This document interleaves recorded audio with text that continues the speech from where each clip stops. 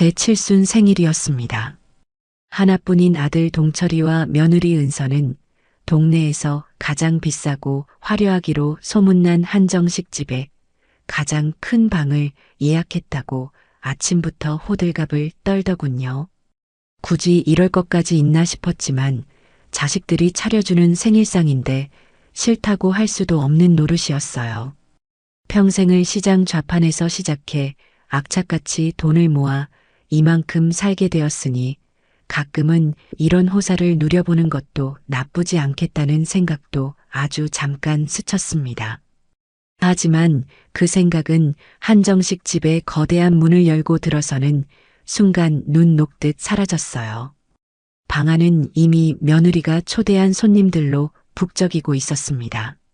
며느리의 친구들로 보이는 젊은 여자들과 동네 부녀의 사람들까지 제가 아는 얼굴보다 모르는 얼굴이 훨씬 많았어요. 그들은 하나같이 저를 위한 생일잔치가 아니라 마치 며느리 이은서의 사교 파티에 초대된 손님들처럼 보였습니다.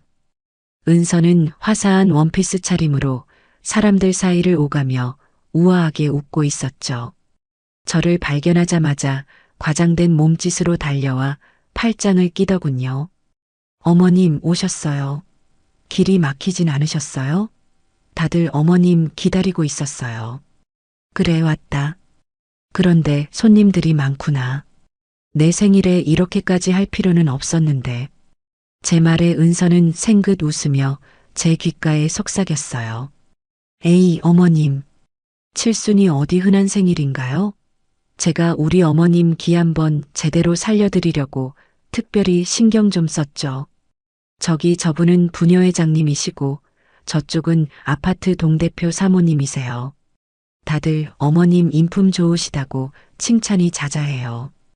마치 자신이 만들어낸 무대의 주인공을 소개하는 연출가 같은 말투였어요.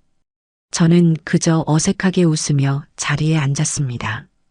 아들 동철이는 뭐가 그리 좋은지 입이 귀에 걸려서는 제 옆에 앉아 연신 술을 따랐습니다. 어머니, 우리 은서가 어머니를 얼마나 위하는지 몰라요. 이런 건 아무나 하는 게 아니라고요.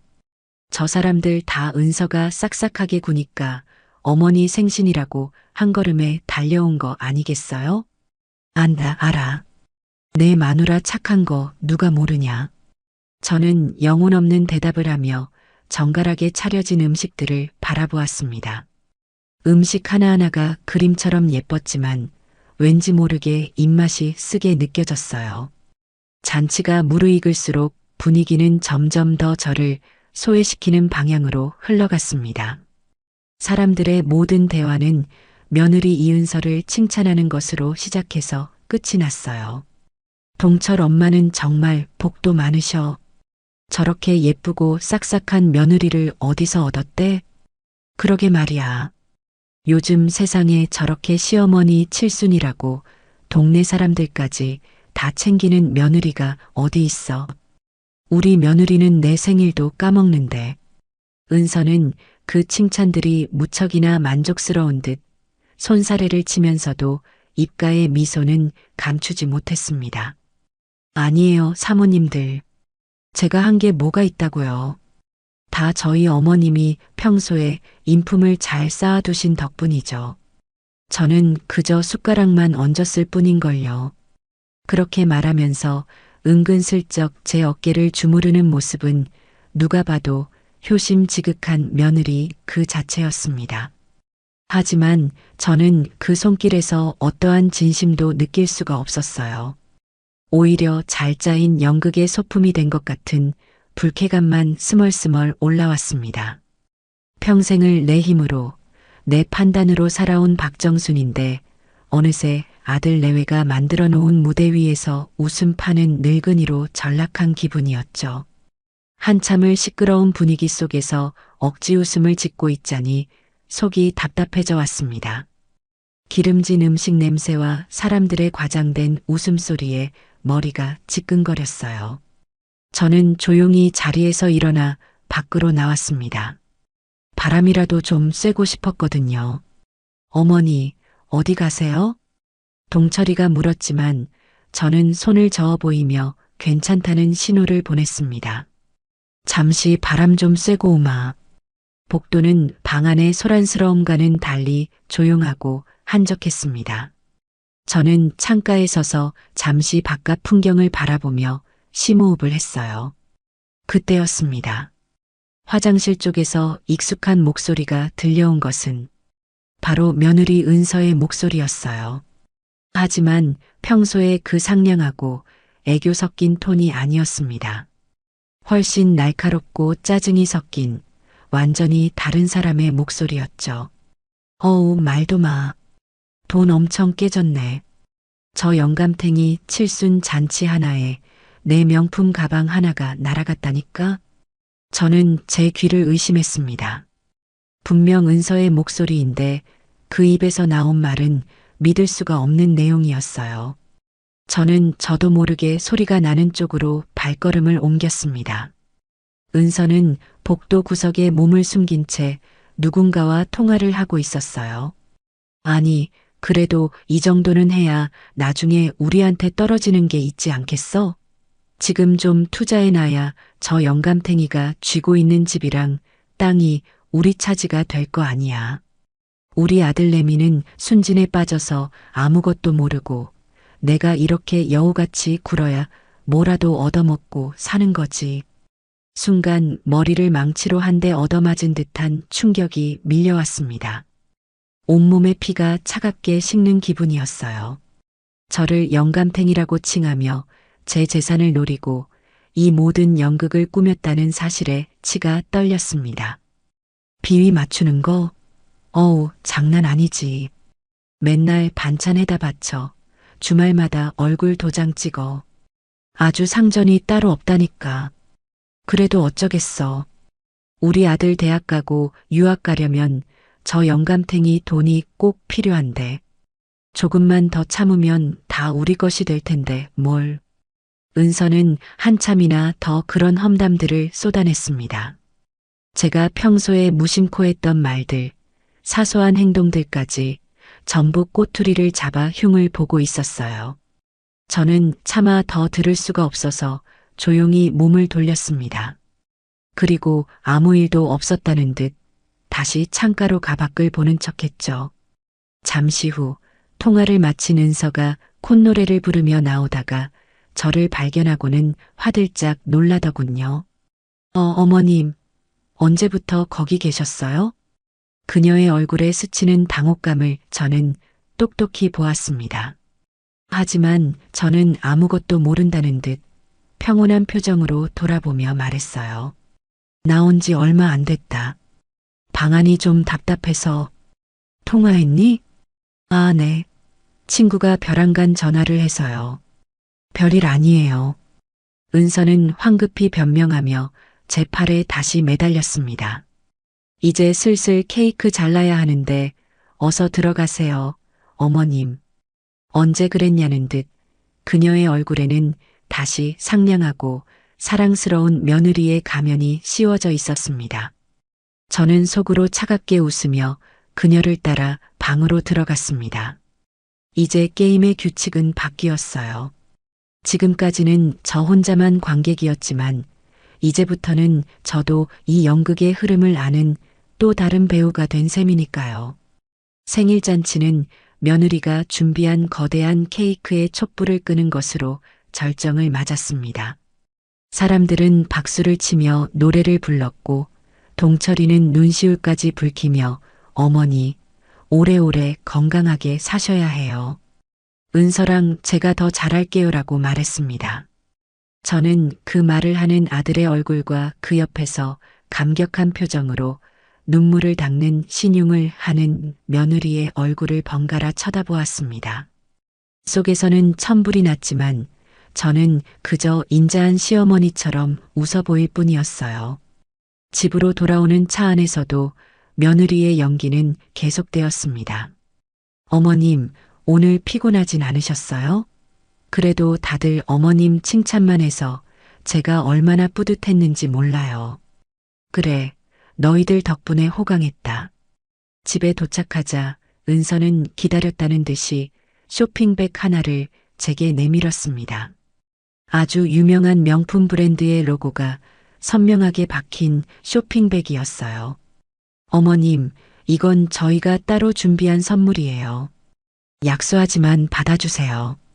저는 말없이 쇼핑백을 받아들었습니다. 안에는 값비싸 보이는 실크 스카프가 들어 있었죠. 부드러운 감촉과 고급스러운 무늬가 한눈에 봐도 비싼 물건임을 짐작하게 했습니다. 그런데 스카프를 펼쳐보는 순간 제 눈에 무언가 하얀 것이 들어왔어요. 바로 가격표였습니다. 떼는 것을 깜빡한 건지 아니면 일부러 보라고 남겨둔 건지는 알 수 없었지만 거기에는 제 눈을 의심하게 만드는 액수가 적혀 있었습니다. 제 한 달 생활비를 훌쩍 넘는 돈이었어요. 은서는 마치 그때서야 가격표를 발견한 것처럼 호들갑을 떨었습니다. 어머나, 이걸 어쩌면 좋아. 직원이 바빴는지 가격표를 그냥 뒀네. 죄송해요, 어머님. 하지만 그녀의 표정 어디에도 미안한 기색은 없었어요. 오히려 이 정도는 쓸 수 있는 며느리라는 자부심이 가득해 보였습니다. 어머니, 그거 백화점에서 마지막 남은 거 제가 겨우 구해온 거예요. 제 친구들은 이런 거 시어머니한테 선물도 못한대요. 다들 저더러 대단하다고 하더라고요. 어머님 목에 두르시면 정말 잘 어울릴 것 같아서 무리 좀 했어요. 저는 스카프를 가만히 내려다보았습니다. 이 화려한 천 조각이 마치 며느리의 욕심과 허영심처럼 느껴졌어요. 그리고 이 모든 것이 제 돈을 보고 버리는 쇼라는 것을 깨닫자 더 이상 분노조차 치밀지 않았습니다. 대신 머릿속이 아주 차갑고 명료해졌어요. 고맙다. 아주 마음에 드는구나. 저는 가격표가 달린 스카프를 정성스럽게 다시 접어 상자에 넣었습니다. 제 대답에 만족한 며느리는 아들과 함께 돌아갔고 저는 텅 빈 거실에 홀로 남았습니다. 화려했던 생일잔치의 흔적은 어디에도 없고 오직 값비싼 스카프 상자만이 식탁 위에 덩그러니 놓여 있었죠. 저는 그 상자를 한참 동안 바라보았습니다. 그리고 결심했어요. 더 이상 저들의 연극에 놀아나지는 않겠다고. 내 인생의 주인은 바로 나 박정순이니까요. 그 누구도 심지어 내 피부치조차도 내 인생을 멋대로 휘두르게 두지는 않을 겁니다. 그날 밤 저는 잠을 이루지 못하고 앞으로의 계획을 세우기 시작했습니다. 아주 길고 철저한 계획을요. 그날 밤 이후 제 세상은 이전과 완전히 달라졌습니다. 눈을 떠도 밥을 먹어도 텔레비전을 봐도 온 신경은 며느리 이은서의 말과 행동을 분석하는 데에 쏠려 있었어요. 한평생을 사람 상대하는 시장 바닥에서 닳고 다른 저인데 어쩌다 저 어린 여우의 연기에 깜빡 속아 넘어갔을까 하는 자괴감에 밤잠을 설치기 일쑤였습니다. 하지만 후회와 분노에만 잠겨 있을 수는 없는 노릇이었죠. 저는 이제부터 저들의 연극을 지켜보는 수동적인 관객이 아니라 이 모든 판을 뒤엎을 계획을 세우는 연출가가 되기로 마음먹었습니다. 그러기 위해서는 더 많은 증거와 확신이 필요했어요. 섣불리 움직였다가는 오히려 역공을 당할 수 있다는 것을 제 오랜 경험이 말해주고 있었거든요. 첫 번째 이상 신호는 아주 사소한 일상에서 찾아왔습니다. 바로 저희 집 아래층에 사는 502호 여자 김 여사에게서였죠. 김 여사는 남편과 일찍 사별하고 아들 하나를 키우며 억척스럽게 살아온 저와 비슷한 구석이 많은 사람이었어요. 그래서인지 우리는 엘리베이터에서 마주칠 때마다 살갑게 인사를 나누고 가끔은 제가 담근 김치나 장아찌를 나눠 먹으며 속 깊은 이야기를 터놓기도 하는 사이였습니다. 그런데 그날 아침 무언가 이상했어요. 아침 운동을 가기 위해 엘리베이터를 기다리는데 마침 장을 보고 들어오던 김 여사와 복도에서 딱 마주쳤습니다. 평소 같았으면 어머님, 운동 가세요?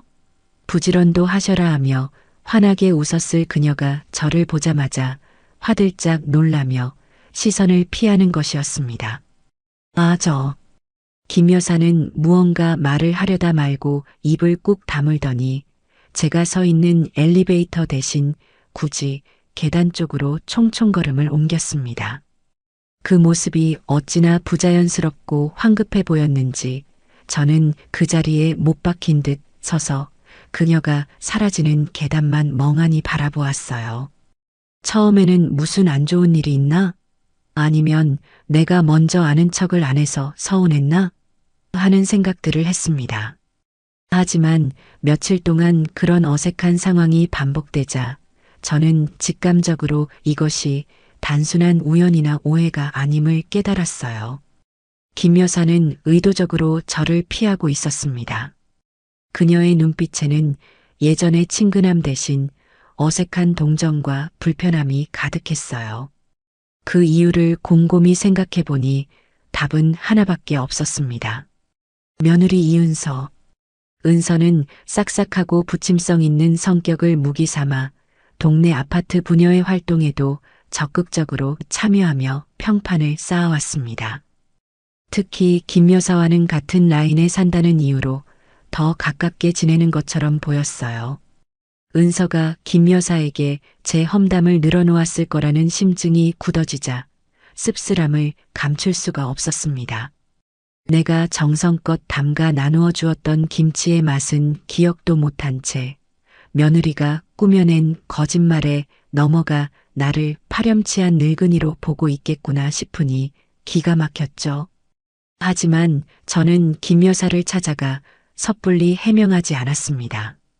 이미 기울어진 귀에 진실을 속삭여봤자 변명으로밖에 들리지 않을 테니까요.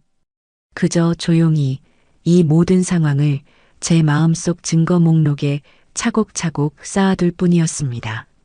며칠 뒤 제 심증을 확신으로 바꿔주는 두 번째 사건이 일어났습니다. 현관 초인종이 울려나가 보니 며느리 은서가 환한 미소를 지으며 서 있었어요. 양손에는 반찬통이 여러 개 들려 있었습니다. 어머님, 저 왔어요. 지난번에 좋아하시던 장조림이랑 멸치볶음 좀 해왔어요. 은서는 익숙하게 신발을 벗고 들어와 식탁 위에 반찬통들을 늘어놓았습니다. 하지만 저는 이미 알고 있었죠.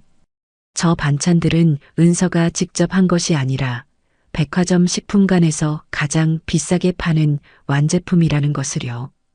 예전에는 솜씨도 좋다며 칭찬했지만 이제는 그 얄팍한 성의가 역겹게 느껴졌습니다. 애썼다. 너도 일하느라 바쁠 텐데 언제 이런 걸 다 했니? 저는 일부러 모르는 척하며 칭찬을 건넸습니다. 제 칭찬에 은서는 기다렸다는 듯이 어깨를 으쓱하며 말했죠. 에이, 뭐려. 어머님이 맛있게만 드셔주시면 저는 하나도 안 힘들어요. 동철 씨가 그러는데 제가 해드린 반찬이 있어야 어머님이 밥을 잘 챙겨 드신다고 하더라고요. 아들 동철이까지 끌어들여 자신의 공을 내세우는 모습에 실소가 터져나왔지만 저는 꾹 참았습니다. 은서는 냉장고 문을 열어 반찬을 정리하며 주위를 둘러보더니 소파 위에 놓인 제 블라우스를 발견하고는 눈을 반짝였습니다. 그 옷은 며칠 전 칠순잔치 이후 답답해진 마음을 달래려 시내에 나갔다가 제 돈으로 직접 산 것이었어요. 화사한 연보라색의 자잘한 꽃무늬가 들어간 제 나이에는 조금 젊어 보이는 디자인이었죠. 하지만 입는 순간 기분이 좋아져서 큰맘 먹고 구입한 옷이었습니다. 은서는 그 블라우스를 집어들고 제 몸에 대보며 호들갑을 떨었습니다. 어머님, 이 옷은 뭐예요? 색깔이 너무 예쁘다. 어머님한테 이런 화사한 색이 잘 어울리시는 줄 몰랐네요. 그러더니 잠시 말을 멈추고 무언가 생각하는 듯한 표정을 짓더군요. 그리고는 아주 안타깝다는 듯한 목소리로 말을 이었습니다. 그런데 어머님, 이런 건 좀 젊은 사람들이 입는 거 아니에요? 저희 엄마는 어두운 색만 찾으시던데. 하긴, 저희 엄마는 자식들한테 손 벌리기 싫다고 당신 꾸밀 돈도 아끼시는 분이라서요. 당신 돈 쓰는 걸 꼭 죄 짓는 것처럼 생각하시더라고요. 저번에 제가 용돈 좀 드렸더니 그걸로 옷 한 벌 안 사 입으시고 고스란히 모아서 손주 과자감 하라고 돌려주셨지 뭐예요. 그 말은 교묘하게 포장된 비수였습니다.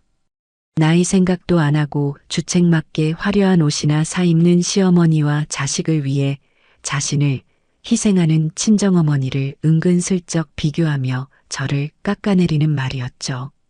너는 자식한테 손 벌려 꾸미지만 우리 엄마는 자식을 위해 희생한다는 뜻을 교묘하게 숨겨놓은 것이었어요. 저는 차갑게 식어가는 마음을 다잡고 아무렇지 않은 척 대답했습니다. 사람마다 취향이 다른 거겠지.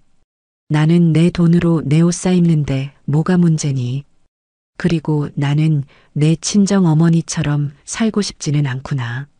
늙어서도 내 몸 하나는 내가 건사하고 내 돈으로 당당하게 살고 싶지. 자식 눈치 보면서 살 생각은 없다. 제 단호한 대답에 은서의 얼굴이 순간 굳어지는 것을 놓치지 않았습니다. 하지만 그녀는 곧바로 표정을 바꾸며 생긋 웃었어요. 어머, 제가 말을 잘못했나 봐요. 그런 뜻이 아니었는데. 어머님이 워낙 멋쟁이시라 부러워서 그랬죠. 죄송해요, 어머님. 제가 생각이 짧았어요. 그렇게 말하며 제 팔에 매달리는 모습은 영락없는 실수한 것을 깨닫고 어쩔 줄 몰라 하는 순진한 며느리였습니다. 하지만 저는 알 수 있었어요. 저 웃음 뒤에 숨겨진 차가운 계산과 경멸을요. 그날 은서가 돌아간 후 저는 방금 전의 대화를 곱씹으며 아들 동철에게 전화를 걸었습니다. 마지막으로 아들의 생각을 확인해 보고 싶었어요. 혹시나 하는 아주 작은 희망의 끈을 놓지 못했던 것 같습니다. 전화를 받은 아들의 목소리는 밝았습니다. 어머니, 웬일이세요? 별일 없으시죠? 그래, 별일 없다. 그냥 목소리나 들으려고 전화했다. 너는 요즘 바쁘냐? 네, 뭐 항상 똑같죠. 회사 일이 좀 많아서요. 왜요, 어머니? 저는 잠시 머뭇거리다 조심스럽게 입을 열었습니다. 아니다. 다름이 아니라 오늘 은서가 반찬을 해왔더구나. 아, 그랬어요? 은서가 어머니 식사 거르실까봐 늘 걱정이 많아요. 기특하죠? 그래, 기특하지. 그런데 동철아. 저는 최대한 아무렇지 않은 척, 상처받지 않은 척하며 은서가 했던 말을 전했습니다. 제 옷을 보고 했던 말, 그리고 친정어머니와 저를 비교하며 했던 말들을요. 제 이야기를 다 들은 아들은 잠시 말이 없었습니다. 저는 그 침묵 속에서 일말의 기대를 품었어요. 아들이 은서가 잘못했네요. 제가 혼내줄게요라고 말해주기를 바랐습니다.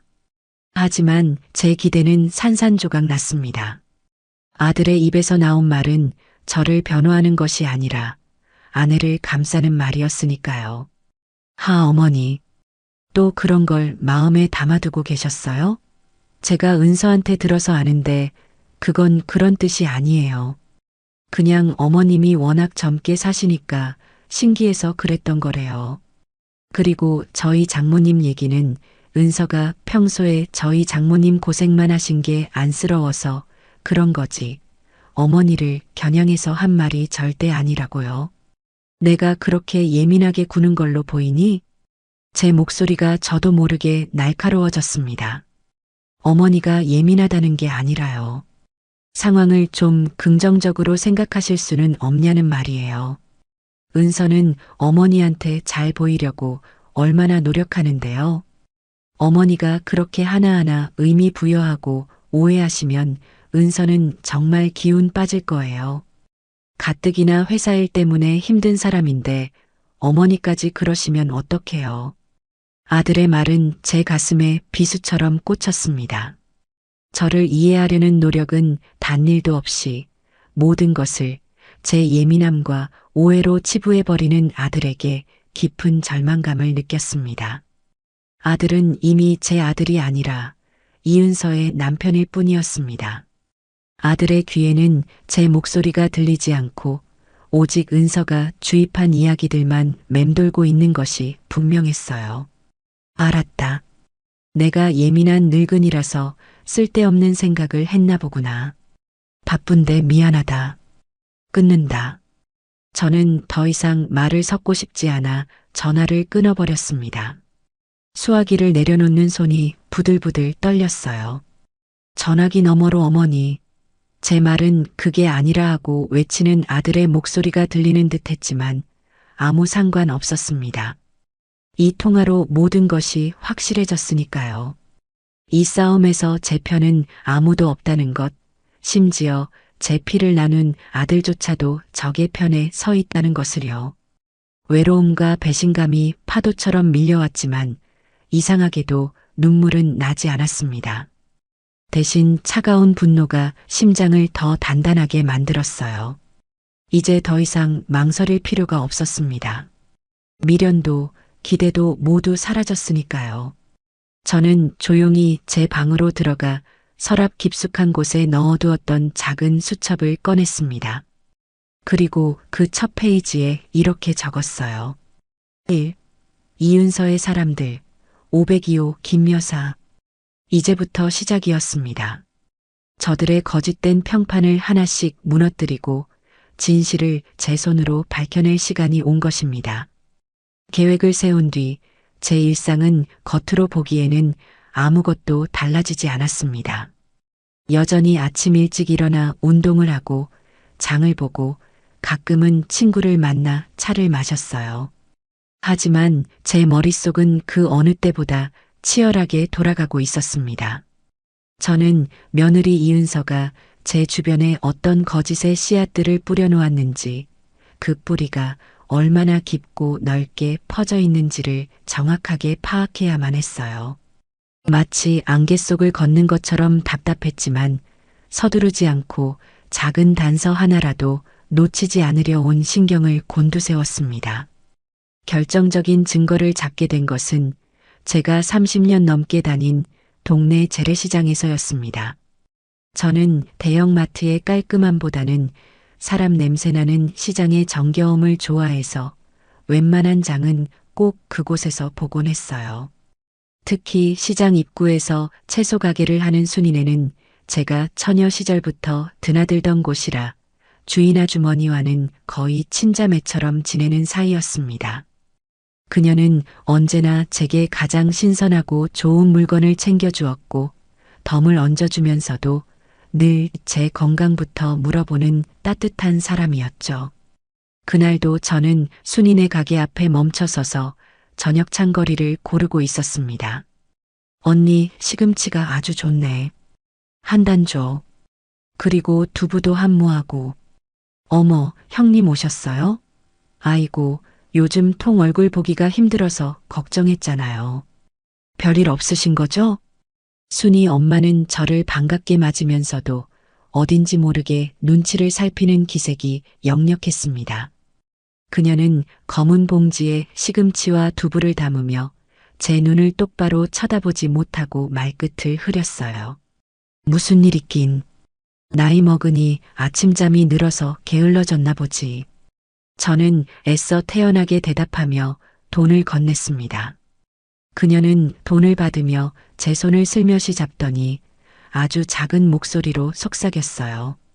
형님, 혹시 무슨 힘든 일 있으세요? 요즘 얼굴이 많이 상하신 것 같아서.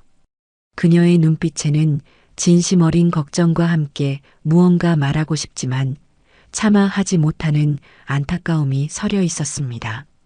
저는 그 눈빛의 의미를 알아차렸지만 모르는 척 되물었어요. 힘든 일? 없는데. 왜 그래, 동생? 아니에요. 그냥. 순이 엄마는 결국 입을 열지 못하고 고개를 저었습니다. 대신 시금치 한 단을 봉지에 더 찔러 넣어주며 말했죠. 이거 그냥 가져가서 잡숴요. 그리고 형님, 힘내세요. 자식들이 다 알아서 효도하겠죠. 너무 속 끓이지 마세요. 그녀의 위로는 칼날이 되어 제 가슴을 후벼 팠습니다. 자식들이 알아서 효도하겠지라는 말은 지금 제가 자식들 때문에 속을 끓이고 있다는 사실을 전제로 하는 말이었으니까요. 30년 지기 채소가게 동생까지 제 가정사에 대해 무언가 알고 있다는 사실은 충격 그 자체였습니다. 저는 더 이상 아무 말도 할 수 없어서 묵직해진 봉지를 들고 돌아서야만 했어요. 시장의 소란스러운 소음 속을 걸어오면서 저는 며느리가 뿌린 소문이 제가 생각했던 것보다 훨씬 더 깊숙이 퍼져 있음을 깨달았습니다. 이제는 정말로 가만히 있어서는 안 되겠다는 위기감이 온몸을 휘감았습니다. 집으로 돌아온 저는 곧바로 전화기를 들었습니다. 그리고 제 인생에서 가장 믿을 수 있는 단 한 사람, 제 오랜 친구인 김영희에게 전화를 걸었어요.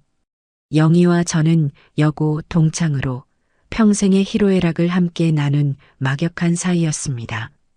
제가 시장에서 고생할 때도 남편과 사별하고 홀로 동철이를 키우며 눈물 흘릴 때도 영희는 언제나 제 곁에서 묵묵히 저를 지지해 주었습니다. 영희야, 나 정순이다. 시간 괜찮니? 정순아. 웬일이야. 내가 전화를 다 하고. 당연히 괜찮지. 무슨 일 있어? 만나서 얘기하자. 지금 나올 수 있니? 내가 너희 집 근처 찻집으로 갈게. 제 목소리가 평소와 다르다는 것을 느꼈는지 영희는 군말 없이 그러겠다고 했습니다. 30분 뒤 찻집에서 만난 영희는 제 얼굴을 보자마자 걱정스러운 표정을 지었습니다. 너 정말 무슨 일 있구나? 얼굴이 왜 이렇게 반쪽이 됐어? 저는 따뜻한 대추차를 한 모금 마시며 마음을 가라앉힌 뒤 칠순잔치 날부터 오늘 시장에서 있었던 일까지 모든 것을 털어놓았습니다.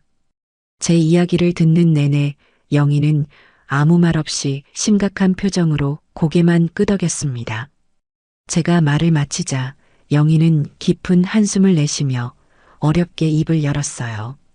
정순아, 내가 사실은 너한테 해야 할 말이 있었는데 차마 입이 떨어지지 않아서 망설이고 있었어. 무슨 말인데? 괜찮으니 다 말해줘. 나 이제 어떤 얘기를 들어도 놀라지 않을 자신 있어. 영희는 한참을 망설이다가 결국 모든 것을 털어놓았습니다. 너희 며느리 말이야. 동네 경로당이랑 부녀의 사람들 모인 자리에서 너 험담을 하고 다닌다는 소문이 파다해. 아주 눈물까지 글썽이면서 자기가 얼마나 힘든 시집살이를 하는지 하소연을 한다더구나. 너가 돈에 눈이 멀어서 아들 앞으로 된 재산까지 전부 내 명의로 쥐고 안 놓아준다고 했대. 동철이가 벌어오는 돈도 내가 다 관리하면서 자기한테는 생활비도 박하게 준다고. 심지어 동철이한테 준 전셋집도 내 명의로 해놓고 매달 월세처럼 이자를 받아 간다는 말까지 하고 다녔다는 거야. 영희의 입에서 나오는 말들은 제가 상상했던 것 이상으로 악독하고 구체적이었습니다. 저는 기가 막혀서 말문이 막혔습니다. 아들 전셋집은 당연히 제가 평생 모은 돈으로 사준 것이니 제 명의로 해놓은 것이었고 이자는커녕 단 한 푼의 돈도 받은 적이 없었습니다. 오히려 아들네 살림에 보태주지 못해 미안한 마음뿐이었는데 며느리는 그 모든 것을 정반대의 이야기로 꾸며내어 돈내방네 저를 악독한 시어머니로 만들어 놓았던 것입니다. 영희는 제 손을 꼭 잡으며 말했습니다. 정순아, 나는 그 말을 처음 들었을 때 믿지 않았어. 평생을 악착같이 살아온 널 내가 아는데 내가 그럴 사람이 아니라는 걸 알지. 하지만 사람들은 너를 잘 모르는 사람들은 너희 며느리의 그럴듯한 연기에 다들 속아 넘어가고 있어. 심지어 너가 며느리한테 손찌검까지 했다는 헛소문까지 도는 모양이야. 뭐? 손찌검? 저는 저도 모르게 목소리를 높였습니다. 태어나서 자식에게 회초리 한번 들어본 적 없는 저인데 손찌검이라니요. 정말이지 피가 거꾸로 솟는 기분이었습니다. 영희와의 만남을 통해 저는 안개가 조금씩 걷히는 것을 느꼈습니다. 이제 적의 실체와 공격 방식이 명확해졌어요. 하지만 아직 결정적인 증거, 즉 며느리가 거짓말을 하는 현장을 제 눈으로 직접 확인해야만 했습니다. 기회는 생각보다 빨리 찾아왔습니다. 며칠 뒤 며느리에게서 전화가 걸려왔어요. 평소와 같이 한껏 상냥하고 밝은 목소리였습니다. 어머님, 저 은서예요. 잘 지내시죠?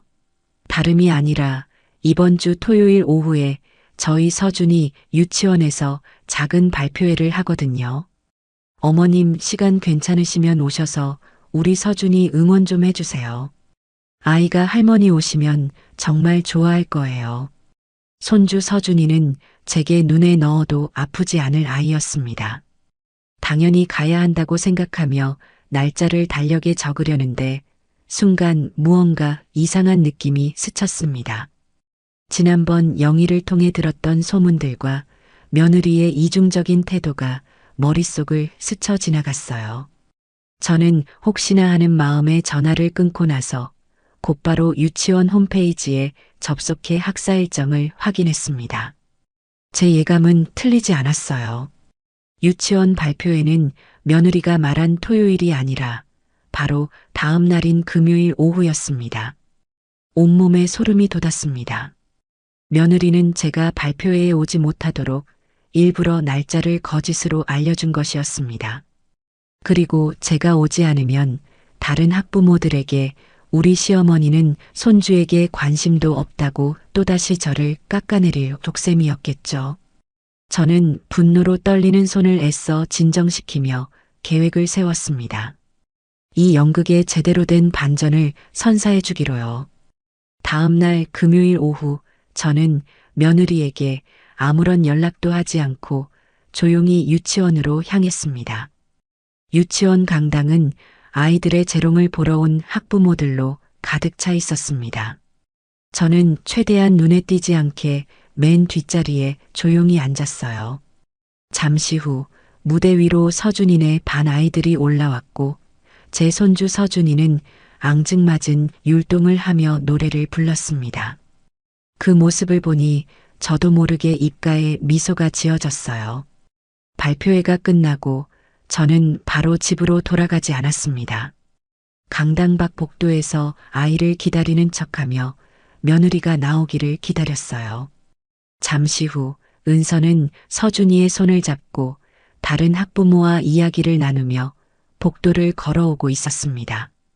저는 기둥 뒤에 몸을 숨기고 그들의 대화에 귀를 기울였습니다. 서준이 엄마, 오늘 서준이 정말 잘하더라. 그런데 시어머님은 안 오셨나 봐? 지난번에 뵈니 엄청 고우시던데. 그 학부모의 말에 며느리 이은서는 기다렸다는 듯이 깊은 한숨을 내쉬며 대답했습니다. 에휴, 말도 마세요. 오시라고 몇 번이나 전화를 드렸는데 바쁘다고 안 오셨어요. 저희 어머님은 이런 데 오는 거 별로 안 좋아하세요. 워낙 개인 생활이 중요하신 분이라서요. 손주보다는 당신 취미 생활이 더 우선이신가 봐요. 그 말을 하는 며느리의 얼굴에는 나는 할 만큼 했지만 시어머니가 무심해서 어쩔 수 없다는 식의 억울함과 체념이 가득했습니다. 그 완벽한 연기에 저는 소름이 끼쳤습니다. 바로 그때였어요. 제가 기둥 뒤에서 천천히 걸어 나온 것은 내가 언제 안 온다고 했니, 아가. 제 목소리에 은서와 대화를 나누던 학부모는 물론 은서 자신의 얼굴이 하얗게 질려가는 것을 저는 똑똑히 보았습니다. 그녀의 눈이 경악과 당혹감으로 크게 흔들렸어요. 어머님, 어떻게 여기에? 저는 은서에게 한 걸음 더 다가가 조금 전 그녀가 했던 말을 그대로 돌려주었습니다. 내 손주 발표회인데 내가 왜 안 오겠니? 너는 내 어미가 손주보다 취미 생활을 더 중요하게 생각하는 사람으로 보이더냐? 제 싸늘한 시선과 추궁에 은서는 아무 말도 하지 못하고 입술만 파르르 떨었습니다.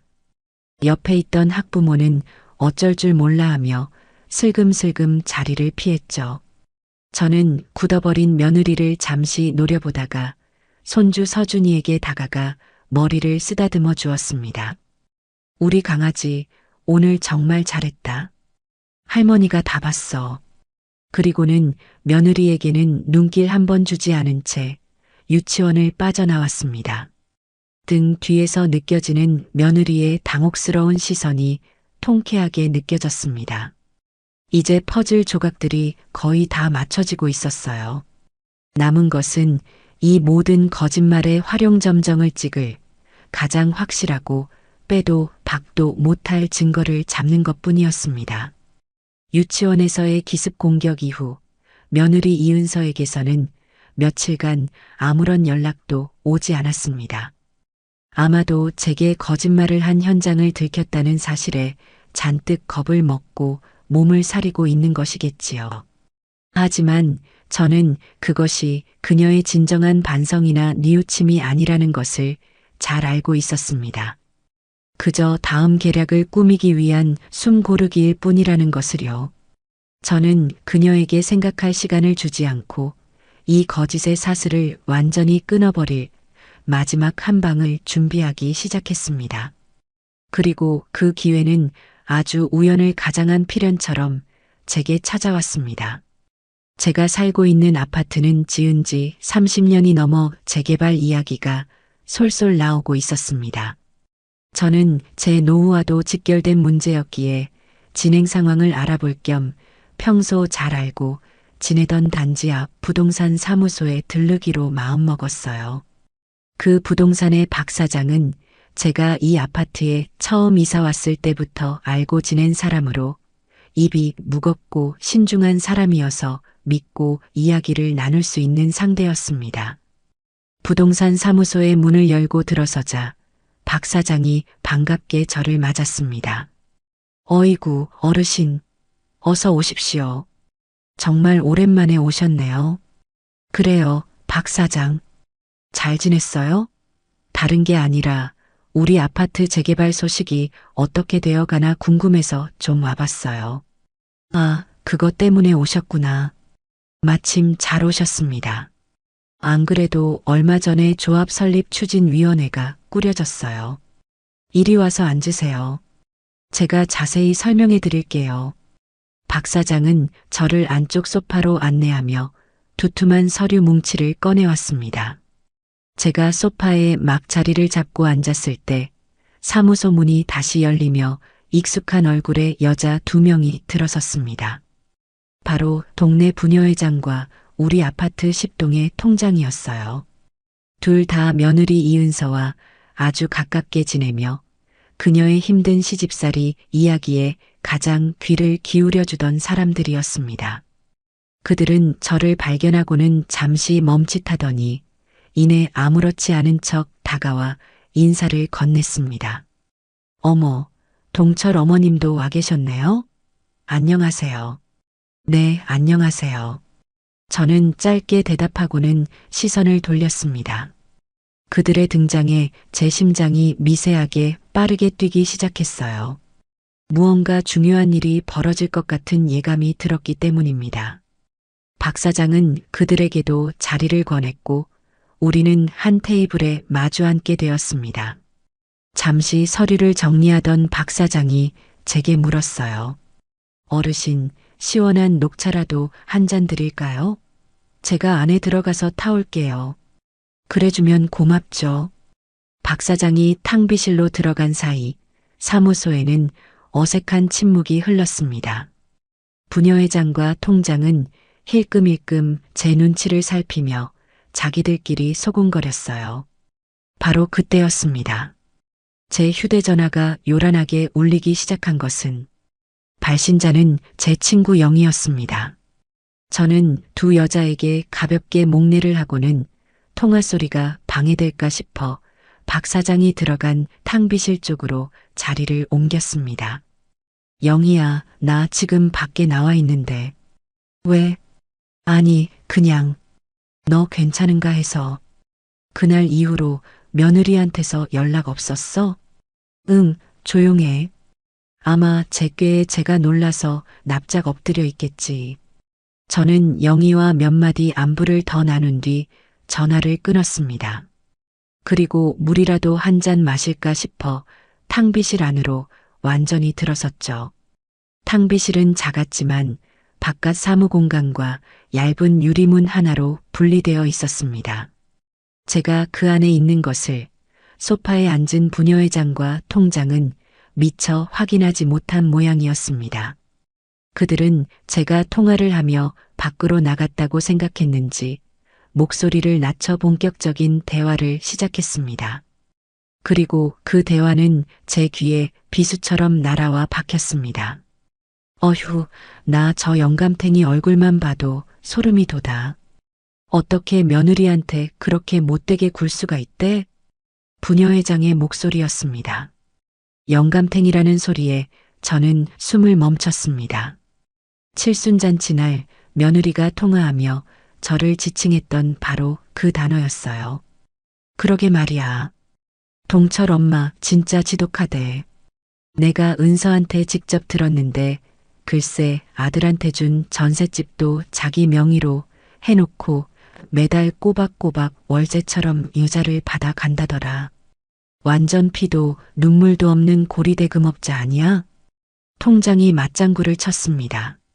저는 탕비실 문에 기댄 채 온몸이 굳어가는 것을 느꼈습니다. 이것은 단순한 소문이 아니었어요. 며느리 이은서의 입에서 나와 이들의 입으로 옮겨지고 온 동네로 퍼져나간 아기에 찬 거짓말의 실체였습니다.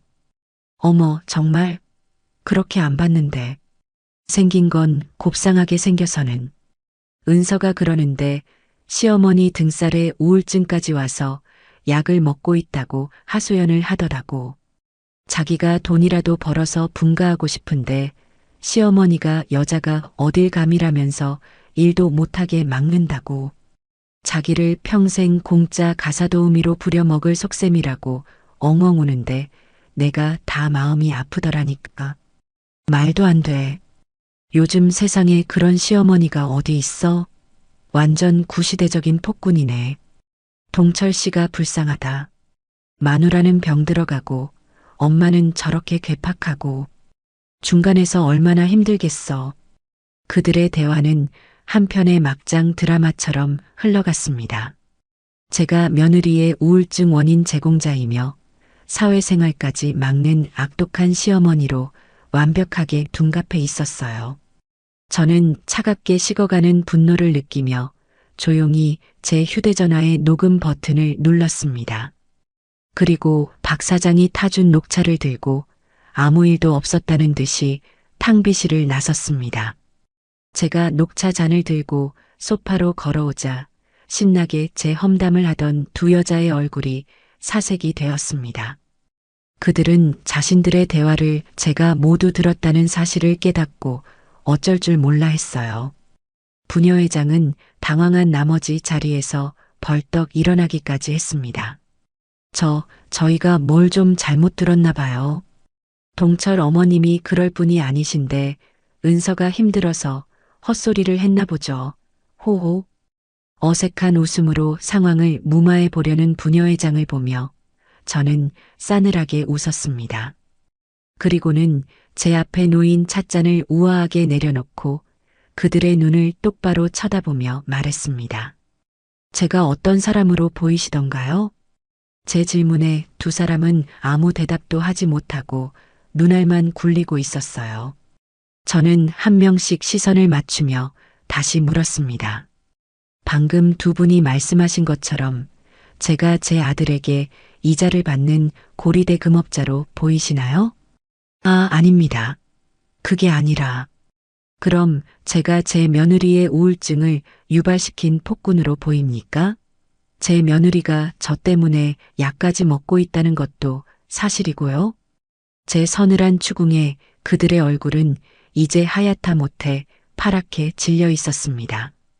자신들이 뱉은 말을 제 입을 통해 다시 듣게 되자 그제야 사태의 심각성을 깨달은 모양이었어요.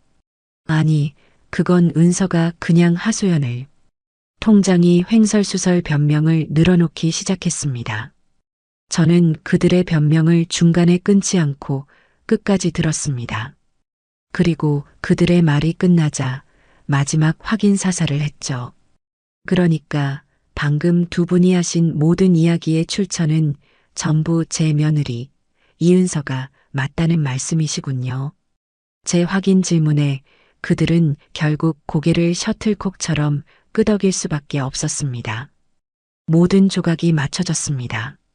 저는 이제 이 지긋지긋한 연극을 끝낼 수 있는 가장 강력한 무기를 손에 넣었습니다.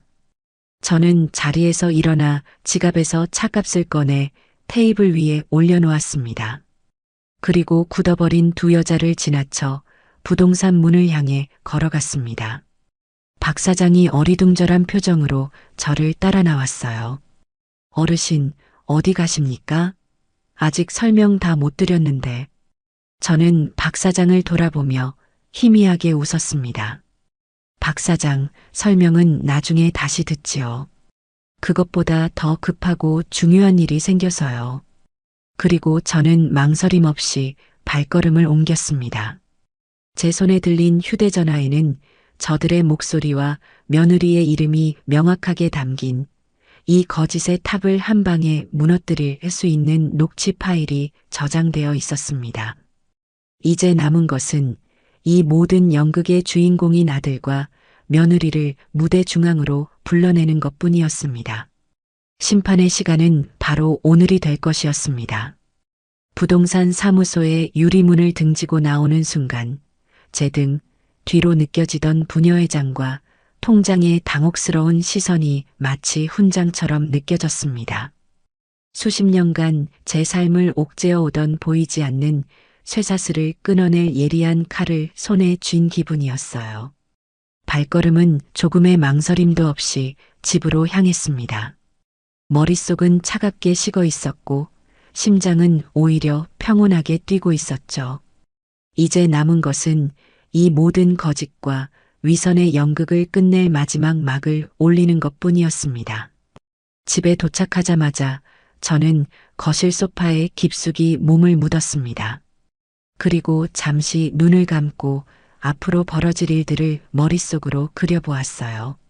며느리 이은서의 눈물과 거짓말, 그리고 그 옆에서 안절부절 못하며 결국 제 가슴에 대못을 박을 아들 김동철의 모습까지 모든 것이 영화의 한 장면처럼 선명하게 펼쳐졌습니다. 더 이상 상처받을 것도 미련을 가질 것도 없다는 사실이 저를 더욱 단단하게 만들었습니다. 저는 조용히 눈을 뜨고 휴대전화를 들어 아들에게 전화를 걸었습니다. 신호음이 두어 번 울리고 아들의 목소리가 들려왔습니다. 네, 어머니.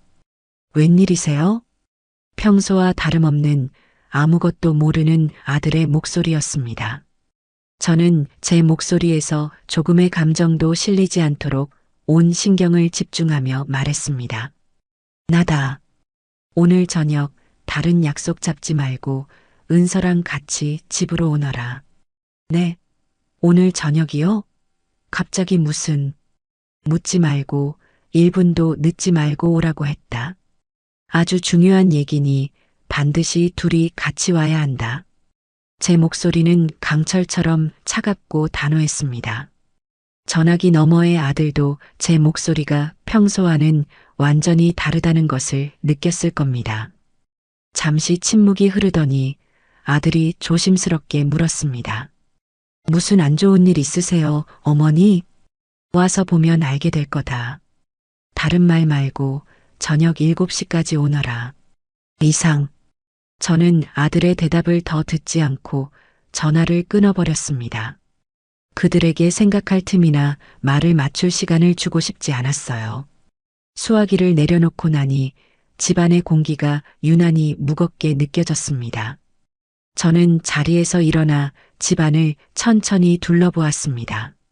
30년 넘게 제 땀과 눈물이 밴 이 집. 벽에 걸린 낡은 가족 사진 속에서 해맑게 웃고 있는 어린 동철이의 모습이 눈에 들어왔습니다.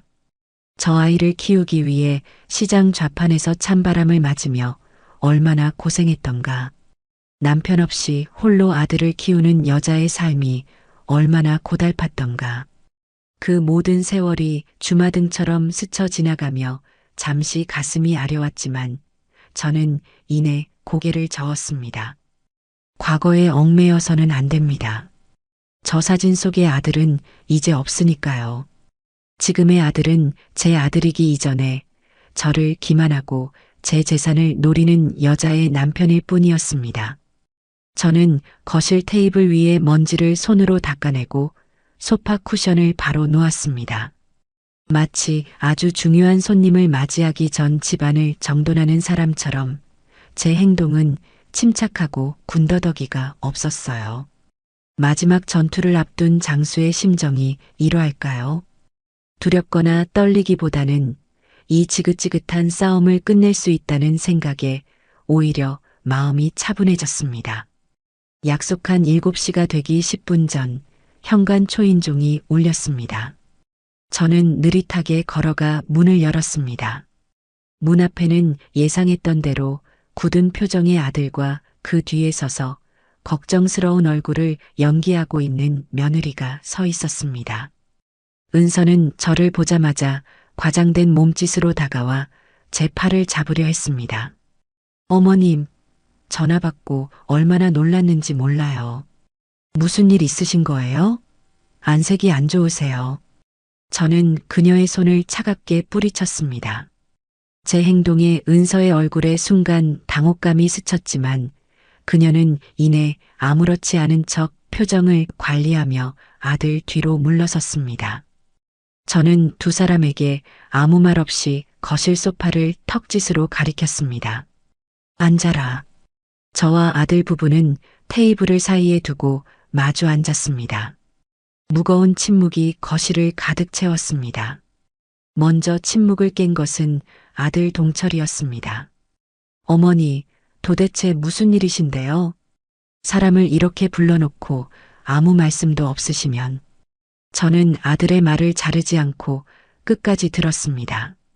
그리고는 시선을 아들이 아닌 며느리 이은서에게 고정시킨 채 입을 열었습니다. 제 목소리는 얼음장처럼 차가웠습니다. 너 동네방네 내 험담을 하고 다녔더구나. 직설적인 제 한마디에 거실의 공기가 그대로 얼어붙었습니다. 은서의 얼굴은 순식간에 하얗게 질렸고 동공이 심하게 흔들리는 것이 보였습니다. 하지만 그녀는 역시 보통 내기가 아니었습니다. 불과 몇 초 만에 표정을 바꾸더니 세상에서 가장 억울한 사람이 된 것처럼 눈에 눈물을 그렁그렁 매달고 저를 쳐다보았습니다. 네, 어머님, 그게 무슨 말씀이세요? 제가요? 제가 어떻게 어머님 험담을 해요? 세상에 말도 안 돼요. 은서는 손으로 입을 가리며 충격받은 연기를 시작했습니다.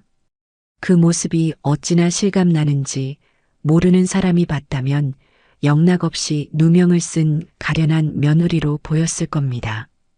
그녀는 금방이라도 쓰러질 것처럼 몸을 비틀거리며 옆에 앉은 아들의 팔을 붙잡았습니다. 여보, 어머님이 왜 저러실까?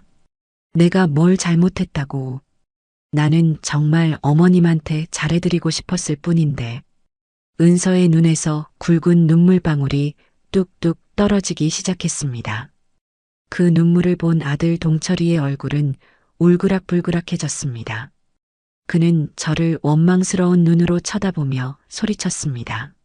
어머니, 도대체 누구한테 또 무슨 이상한 소리를 듣고 오셔서 사람을 이렇게 잡으세요?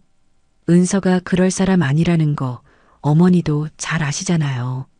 아들의 외침은 제 예상에서 한치도 벗어나지 않았습니다. 저는 아들을 똑바로 쳐다보며 물었습니다. 너는 저 사람 말을 믿는다는 게냐? 당연히 믿죠. 제가 몇 년을 같이 산 제 아내를 안 믿고 누굴 믿어요. 어머니야말로 출처도 불분명한 헛소문만 믿고 며느리를 이렇게 몰아세우시는 거 아니에요? 제발 은서 좀 그만 괴롭히세요. 괴롭힌다는 말이 아들의 입에서 나오는 순간 제 마음속에 남아있던 마지막 한 조각의 기대마저 산산조각 나 부서져 내렸습니다.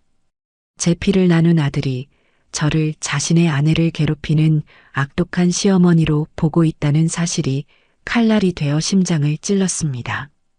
은서는 아들의 비호 아래 더욱 서럽게 울기 시작했습니다. 어머님, 제가 정말 서운해서 그래요. 제가 어머님한테 얼마나 잘하려고 노력했는데요.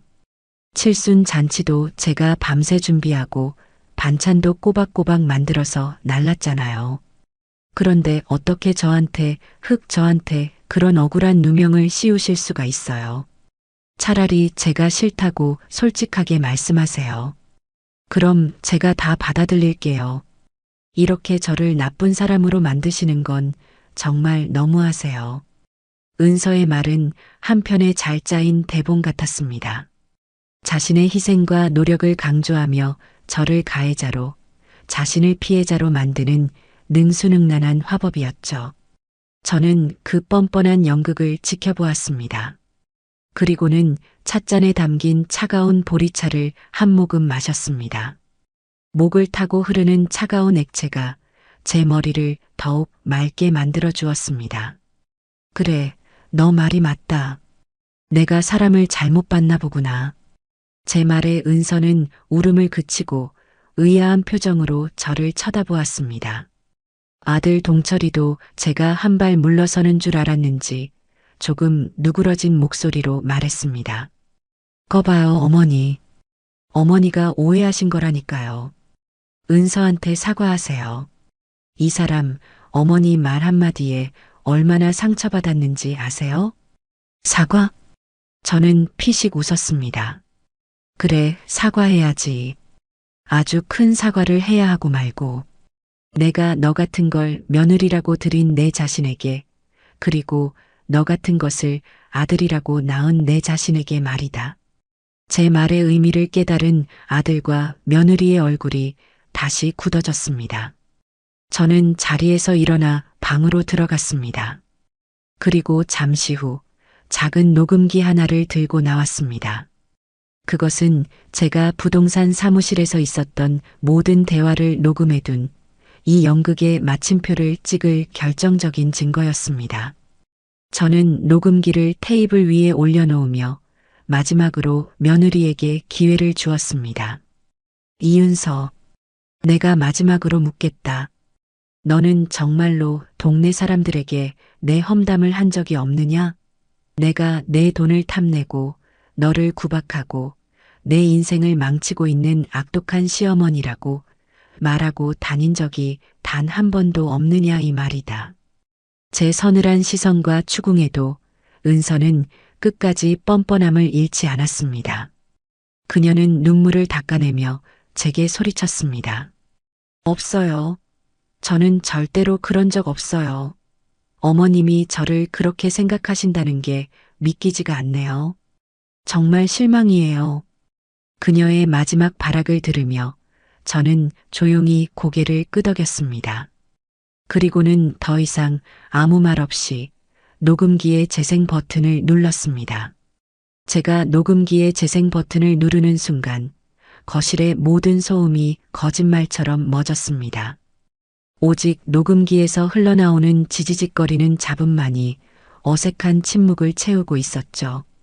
아들 동철이는 영문을 모르겠다는 표정으로 저와 녹음기를 번갈아 쳐다보았고 며느리 이은서는 애써 태연한 척했지만 파르르 떨리는 입술이 그녀의 불안한 속마음을 고스란히 드러내고 있었습니다.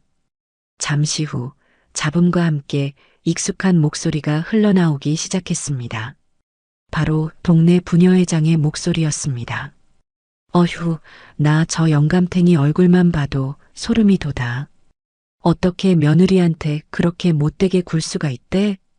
영감탱이라는 단어가 스피커를 통해 명확하게 흘러나오는 순간 은서의 얼굴이 급격하게 굳어지는 것을 저는 똑똑히 보았습니다. 아들 동철이의 얼굴에도 당혹감이 스쳤습니다. 이어서 통장의 목소리가 녹음기를 통해 울려 퍼졌습니다.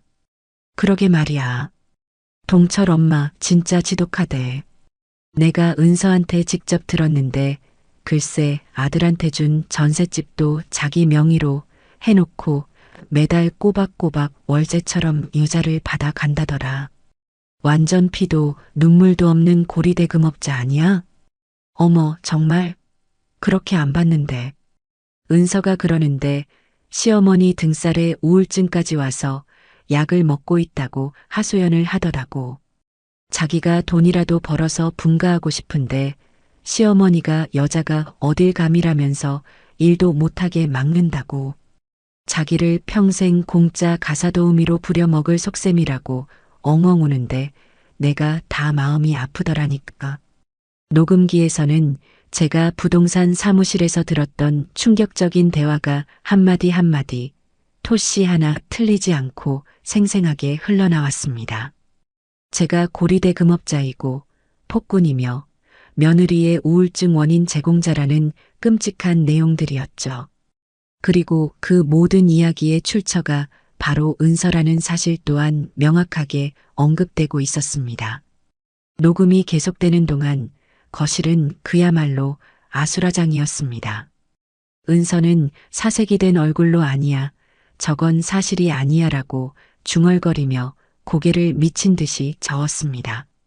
아들 동철이는 믿을 수 없다는 표정으로 제 아내와 녹음기를 번갈아 쳐다보았고 그의 얼굴은 하얗게 질려 있었습니다. 마침내 녹음이 끝나고 제 목소리가 흘러나왔습니다. 그러니까 방금 두 분이 하신 모든 이야기의 출처는 전부 제 며느리 이은서가 맞다는 말씀이시군요. 그리고 이어지는 부녀회장과 통장에 머뭇거리는 긍정. 그것으로 모든 것은 끝이었습니다. 저는 녹음기의 정지 버튼을 누르고 싸늘하게 굳어버린 두 사람을 쳐다보았습니다. 가장 먼저 반응한 것은 며느리 이은서였습니다. 모든 것이 들통나자 그녀는 더 이상 순진하고 가련한 며느리를 연기하지 않았습니다.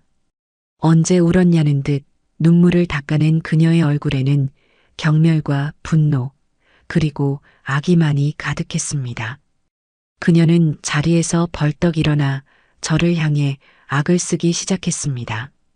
그래요. 맞아요. 제가 다 그랬어요. 속이 시원하세요?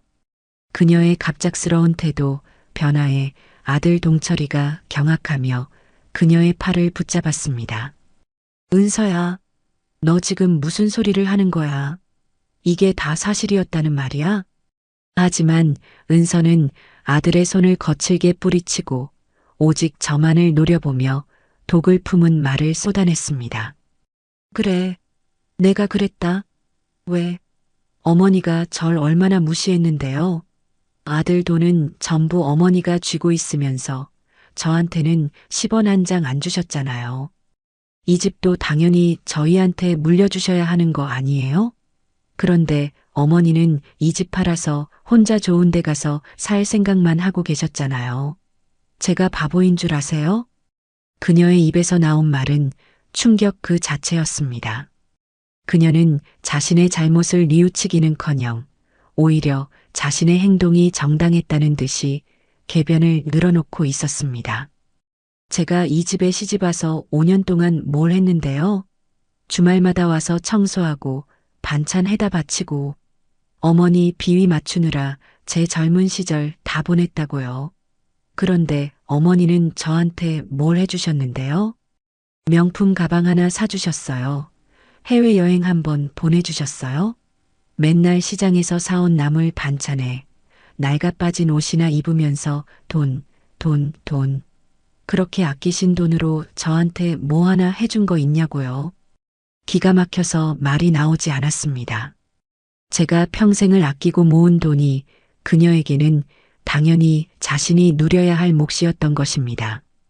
그녀에게 저는 더 이상 시어머니가 아니라 자신의 앞길을 막고 있는 걸림돌이자 재산을 빼앗아야 할 적에 불과했습니다. 동네 사람들한테 그렇게 말한 거 억울하지도 않아요. 사실이잖아요. 어머니는 아들 인생에 기생하는 거머리고 저는 그 거머리한테 피 빨리는 불쌍한 며느리일 뿐이라고요. 이 집, 이 재산 전부 다 원래는 우리 것이 되어야 했어요. 어머니가 빨리 돌아가시기라도 했으면 이런 일도 없었을 텐데. 마지막 말은 인간이 할 수 있는 말이 아니었습니다. 저는 제 귀를 의심했습니다. 저주에 가까운 말을 아무렇지도 않게 내뱉는 며느리의 모습에서 저는 인간에 대한 깊은 환멸을 느꼈습니다. 그때까지 넋을 놓고 서 있던 아들 동철이가 버럭 소리를 질렀습니다. 너 지금 뭐라고 했어? 말을 어떻게 그렇게 해? 우리 엄마한테. 왜 여보? 내 말이 틀려? 당신도 답답했잖아. 당신이 번 돈 엄마가 다 관리하고 우리 맘대로 쓸 수도 없었잖아. 우리도 이제 남들처럼 좋은 차 타고 좋은 집에서 살고 싶단 말이야. 그러려면 저 영감탱이가 쥐고 있는 돈이 필요하다고. 두 사람이 제 앞에서 추악한 부부싸움을 시작했습니다. 저는 그 모습을 지켜보았습니다. 더 이상 분노도 슬픔도 느껴지지 않았습니다. 그저 모든 것이 끝났다는 생각뿐이었어요.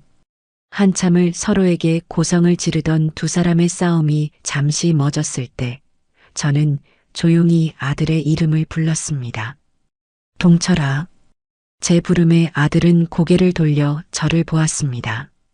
그의 얼굴은 눈물과 땀으로 범벅이 되어 있었습니다. 저는 그의 눈을 똑바로 쳐다보며 제 인생에서 가장 중요하고 가장 마지막이 될 질문을 던졌습니다. 너도 저 사람과 똑같은 생각이니? 제 질문의 의미를 아들은 정확히 이해했을 겁니다. 이것은 단순히 아내의 편을 들 것이냐, 어머니의 편을 들 것이냐의 문제가 아니었습니다. 인간으로서의 최소한의 도리와 양심에 대한 질문이었고, 지난 30년간 제가 아들에게 가르치려 했던 모든 것에 대한 마지막 시험이었습니다. 아들은 대답하지 못했습니다. 그는 제 아내의 추악한 본심과 제 상처받은 얼굴 사이에서 어쩔 줄 몰라 하며 고개를 푹 숙였습니다. 그의 입술이 몇 번 달싹거렸지만 끝내 아무런 말도 나오지 않았습니다. 그는 아내의 편을 들 수도 그렇다고 제 편을 들 수도 없었던 것입니다. 그 길고 긴 침묵 속에서 저는 모든 답을 얻었습니다. 아들의 침묵은 긍정보다 더 잔인한 동이었습니다. 그는 아내의 악행을 막지 못했고 앞으로도 막을 생각이 없다는 것을 그 침묵으로 증명해 보인 셈입니다. 저는 조용히 자리에서 일어났습니다. 그리고 두 사람을 향해 말했습니다. 알겠다. 이제 다 알았으니 그만 나가보거라. 제 말에 아들이 고개를 번쩍 들었습니다. 어머니, 더 이상 할 말 없다. 너희는 이제부터 내 자식도 내 며느리도 아니다. 그러니 당장 이 집에서 나가.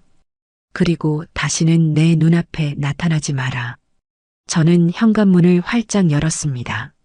며느리는 여전히 분이 풀리지 않은 얼굴로 저를 쏘아보았고 아들은 망연자실한 표정으로 그 자리에 서 있었습니다. 저는 그런 아들을 향해 마지막 말을 건넸습니다.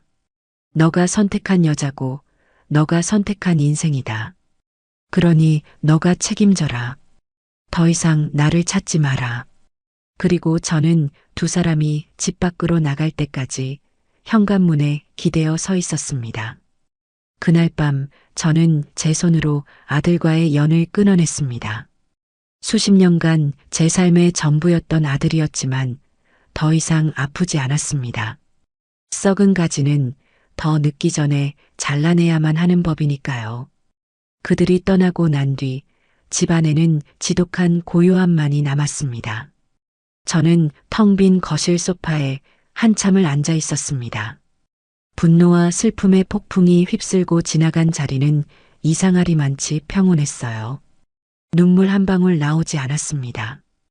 오히려 수십 년 묵은 체증이 한꺼번에 내려가는 듯한 후련함마저 느껴졌죠. 제 인생을 갉아먹던 암덩어리를 마침내 도려낸 기분이었습니다. 그날 밤 저는 수면제 없이도 아주 오랜만에 깊은 잠을 잘 수 있었습니다. 다음 날 아침 저는 그 어느 때보다 일찍 눈을 떴습니다. 창문으로 쏟아져 들어오는 아침 햇살이 유난히 따스하게 느껴졌어요. 더 이상 망설일 이유도 미룰 이유도 없었습니다. 어젯밤 저는 이미 제 인생의 다음 장을 위한 모든 계획을 세워두었으니까요. 첫 번째로 한 일은 부동산의 박 사장에게 전화를 거는 것이었습니다. 아침 이른 시간이었지만 그는 곧바로 전화를 받았습니다. 네, 박 사장입니다. 나예요, 어르신. 1203호 박정순. 아, 어르신. 이른 아침에 어쩐 일이십니까? 저는 조금의 망설임도 없이 본론을 꺼냈습니다. 박 사장, 우리 집 좀 팔아주세요. 아주 급하게요. 네, 집을 파신다고요? 갑자기 왜? 박 사장의 목소리에는 당혹감이 가득했습니다. 어제 재개발 소식을 물으러 갔던 사람이 하루아침에 집을 팔아달라고 하니 놀라는 것도 무리는 아니었죠. 사정이 좀 생겼어요. 그러니 묻지 말고 시세보다 조금 싸게 내놓을 테니 가장 빠른 시일 내에 계약할 수 있도록 힘 좀 써주세요. 수수료는 넉넉하게 챙겨드릴 테니. 제 목소리에는 단호함이 실려 있었습니다. 박 사장은 제 의지가 확고하다는 것을 깨달았는지 더 이상 이유를 묻지 않았습니다. 알겠습니다, 어르신. 어르신께서 그렇게 말씀하신다면야. 제가 최선을 다해서 좋은 분 찾아보겠습니다. 전화를 끊고 나니 첫 번째 단추를 잘 끼웠다는 생각에 마음이 한결 가벼워졌습니다. 이 집은 더 이상 제게 안식처가 아니었습니다. 그저 제2의 인생을 위한 발판이 되어줄 자산일 뿐이었죠. 두 번째 목적지는 제가 평생을 거래해 온 주거래 은행이었습니다. 저는 서랍 깊숙한 곳에 보관해 두었던 모든 통장과 도장을 챙겨 들고 집을 나섰습니다. 은행에 도착해 번호표를 뽑고 차례를 기다리는 동안 제 마음은 놀랍도록 평온했습니다. 수십 년간 푼돈을 아껴가며 악착같이 모은 돈이었습니다. 그 돈을 해지한다고 생각하니 아까운 마음이 들 법도 한데 전혀 그렇지 않았어요. 오히려 족쇄를 푸는 기분이었습니다. 어떤 업무 도와드릴까요, 고객님? 창구의 젊은 직원이 상냥하게 물었습니다. 저는 제가 가져온 통장들을 전부 꺼내 보이며 말했습니다. 여기 있는 예금이랑 적금 전부 다 해지하고 싶어요. 오늘 당장 현금으로 찾을 수 있는 건 전부 찾아주시고 나머지는 가장 빠른 시일 내에 현금화할 수 있도록 처리해 주세요. 제 말에 직원의 눈이 동그래졌습니다. 그녀는 통장들을 하나씩 확인하며 컴퓨터에 무언가를 입력하더니 조심스러운 표정으로 저를 쳐다보았습니다. 고객님, 지금 해지하시면 만기 이자를 거의 못 받으셔서 손해가 크신데요. 특히 이 상품 같은 경우는 상관없어요. 손해봐도 괜찮으니 그냥 다 해지해 주세요. 제 단호한 태도에 직원은 더 이상 권유하지 못하고 옆에 있던 지점장까지 불러왔습니다. 지점장은 제가 평생을 거래해온 VIP 고객이라는 것을 알고 있었기에 혹시 무슨 금융사기를 당하는 것은 아닌지 걱정스러운 눈치였습니다. 어르신, 혹시 무슨 협박을 받으시거나 안 좋은 일이 있으신 건 아니시죠? 요즘 보이스피싱 수법이 워낙 교묘해서요. 저는 지점장의 걱정이 고마워서 희미하게 웃으며 대답했습니다. 그런 거 아니에요, 지점장님. 그냥 제가 이 돈으로 하고 싶은 일이 생겨서 그래요. 내 돈 내가 쓰겠다는데 문제될 거 없잖아요. 제 말에 지점장은 결국 고개를 끄덕이며 모든 자산을 해지하는 절차를 진행해 주었습니다. 수십 장의 서류에 도장을 찍고 서명을 하는 동안 저는 제가 제 인생의 완전한 주인이 되었음을 실감했습니다. 더 이상 누구의 엄마, 누구의 시어머니로서가 아니라 오롯이 박정순이라는 한 개인으로서 제 재산에 대한 권리를 행사하는 순간이었습니다. 은행 업무를 마치고 나니 점심시간이 훌쩍 지나 있었습니다. 저는 은행 근처의 작은 식당에 들어가 뜨끈한 국밥 한 그릇을 시켰습니다. 평소 같았으면 돈 아깝다고 집에서 대충 끼니를 때웠을 테지만 그날은 왠지 저 자신에게 따뜻한 밥 한 끼를 사주고 싶었어요. 국밥을 먹으며 저는 다음 계획을 머릿속으로 정리했습니다. 바로 변호사를 만나는 것이었습니다. 저는 휴대전화로 유언 상속 전문 변호사를 검색했습니다. 동네의 작은 법률 사무소가 아니라 좀 더 크고 신뢰할 수 있는 법무법인을 찾고 싶었어요. 몇 군데를 비교해 본 뒤 가장 후기가 좋고 경력이 많아 보이는 변호사에게 전화를 걸어 상담 예약을 잡았습니다. 다음 날 오후 저는 예약한 법무법인을 찾아갔습니다. 중후한 멋이 있는 50대 남자 변호사가 저를 맞이했습니다. 저는 자리에 앉자마자 제 신분과 가족관계를 밝히고 어제 있었던 일을 포함한 모든 자초지종을 담담하게 설명했습니다. 제 이야기를 듣는 내내 변호사는 심각한 표정으로 경청하며 꼼꼼하게 메모를 했습니다.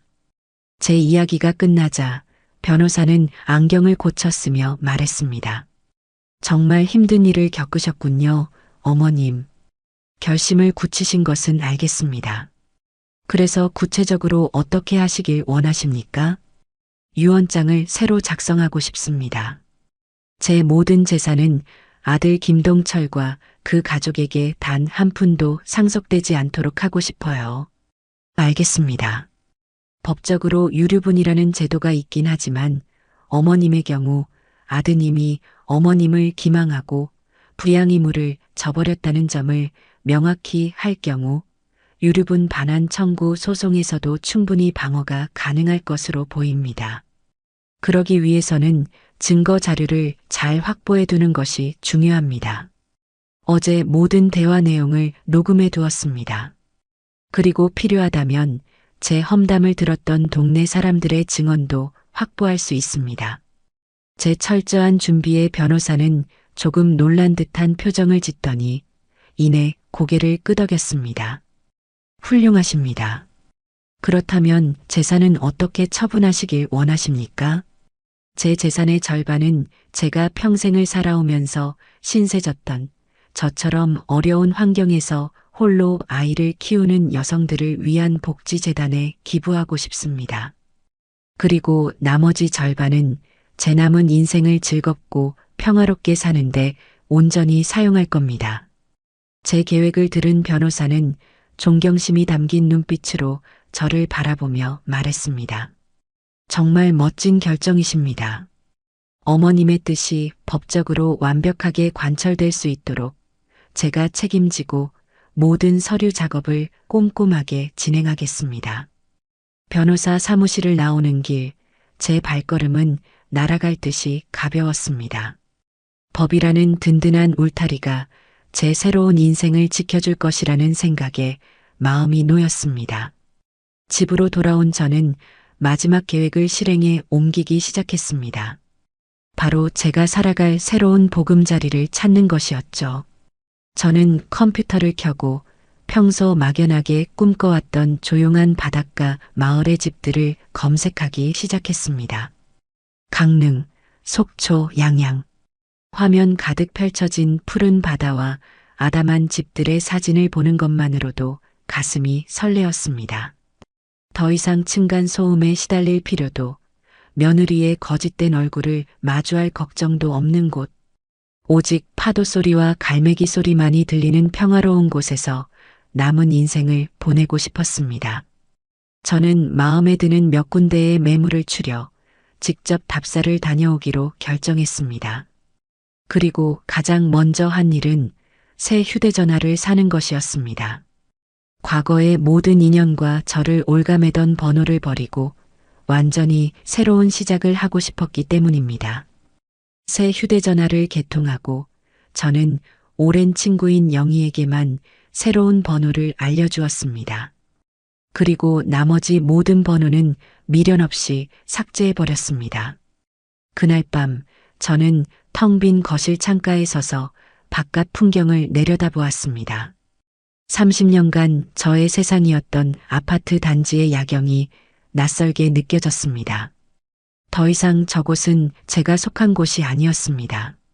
저는 곧 이곳을 떠나 완전히 새로운 곳에서 새로운 사람들과 새로운 인생을 시작할 것입니다. 두려움보다는 설렘이, 후회보다는 기대가 더 큰 밤이었습니다. 제 인생의 진짜 주인은 바로 저 박정순이라는 사실을 깨닫는데 70년이라는 긴 세월이 걸렸지만 지금이라도 늦지 않았다고 생각했습니다. 진짜 제 인생은 이제부터 시작이니까요. 제 계획이 실행에 옮겨지고 있다는 사실을 아들 내외가 어떻게 알게 되었는지는 정확히 모릅니다. 아마도 제가 거래하는 부동산의 박 사장이 동네 부동산 정보망에 매물을 올리자마자 그 소식을 접한 부녀회장이나 통장 같은 이 동네 정보통 중 누군가가 며느리에게 곧장 연락을 취했을 겁니다. 자신이 공들여 만든 험담 네트워크가 오히려 자신의 뒤통수를 치는 정보망이 될 줄은 그 아이도 미처 몰랐겠지요.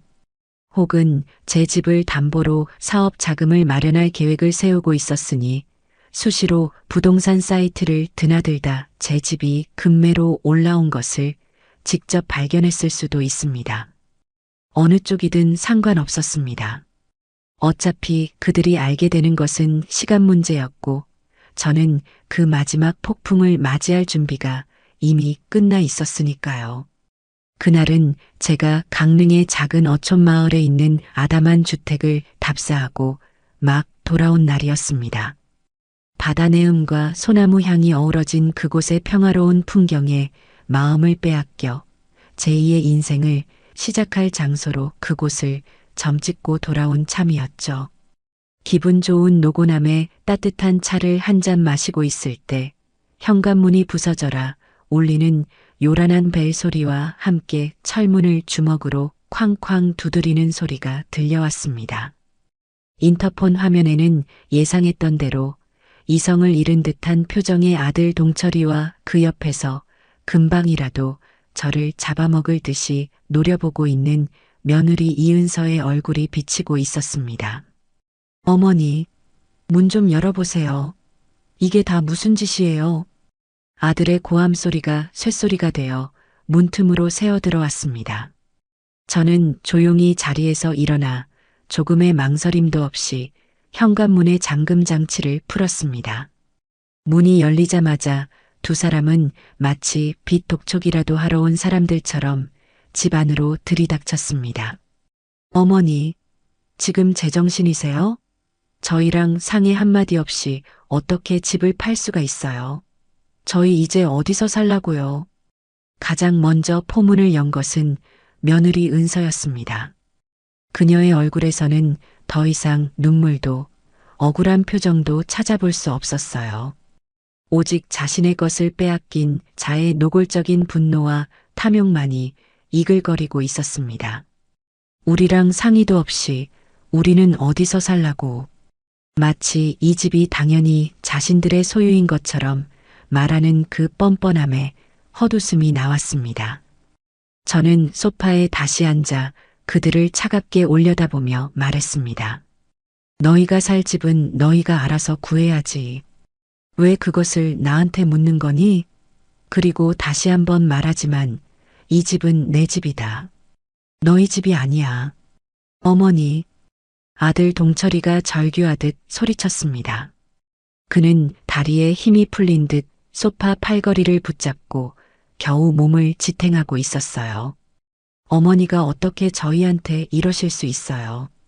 제가 이 집을 담보로 대출받아서 제 사업을 시작하려고 준비하고 있었다는 거 정말 모르셨어요? 은서랑 저랑 미래를 위해서 얼마나 열심히 계획했는지 어머니는 정말 모르셨냐고요. 아들의 입에서 나온 말은 제 마지막 남은 이성마저 끊어버리기에 충분했습니다. 제 집을 담보로 사업을 할 계획이었다니요. 저에게는 단 한마디 상의도 없이 제 평생의 보금자리를 자신들의 사업 자금으로 쓸 생각을 하고 있었다는 사실에 피가 거꾸로 솟았습니다. 그들의 미래 계획 속에 나라는 존재는 없었던 것입니다. 저는 그저 자신들의 계획에 필요한 돈을 쥐고 있는 늙은이에 불과했던 거죠. 저는 차갑게 웃으며 대답했습니다. 아, 그랬구나. 내가 몰랐네. 내 집을 가지고 너희들끼리 그런 원대한 계획을 세우고 있었는지는. 그런데 어쩌니. 그 계획은 너희들 생각대로 되질 않게 됐구나. 제 조롱 섞인 말투에 며느리의 얼굴이 시뻘겋게 달아올랐습니다. 어머니는 정말 너무하세요. 어떻게 피부치인 아들 앞길을 이렇게 막으실 수가 있어요.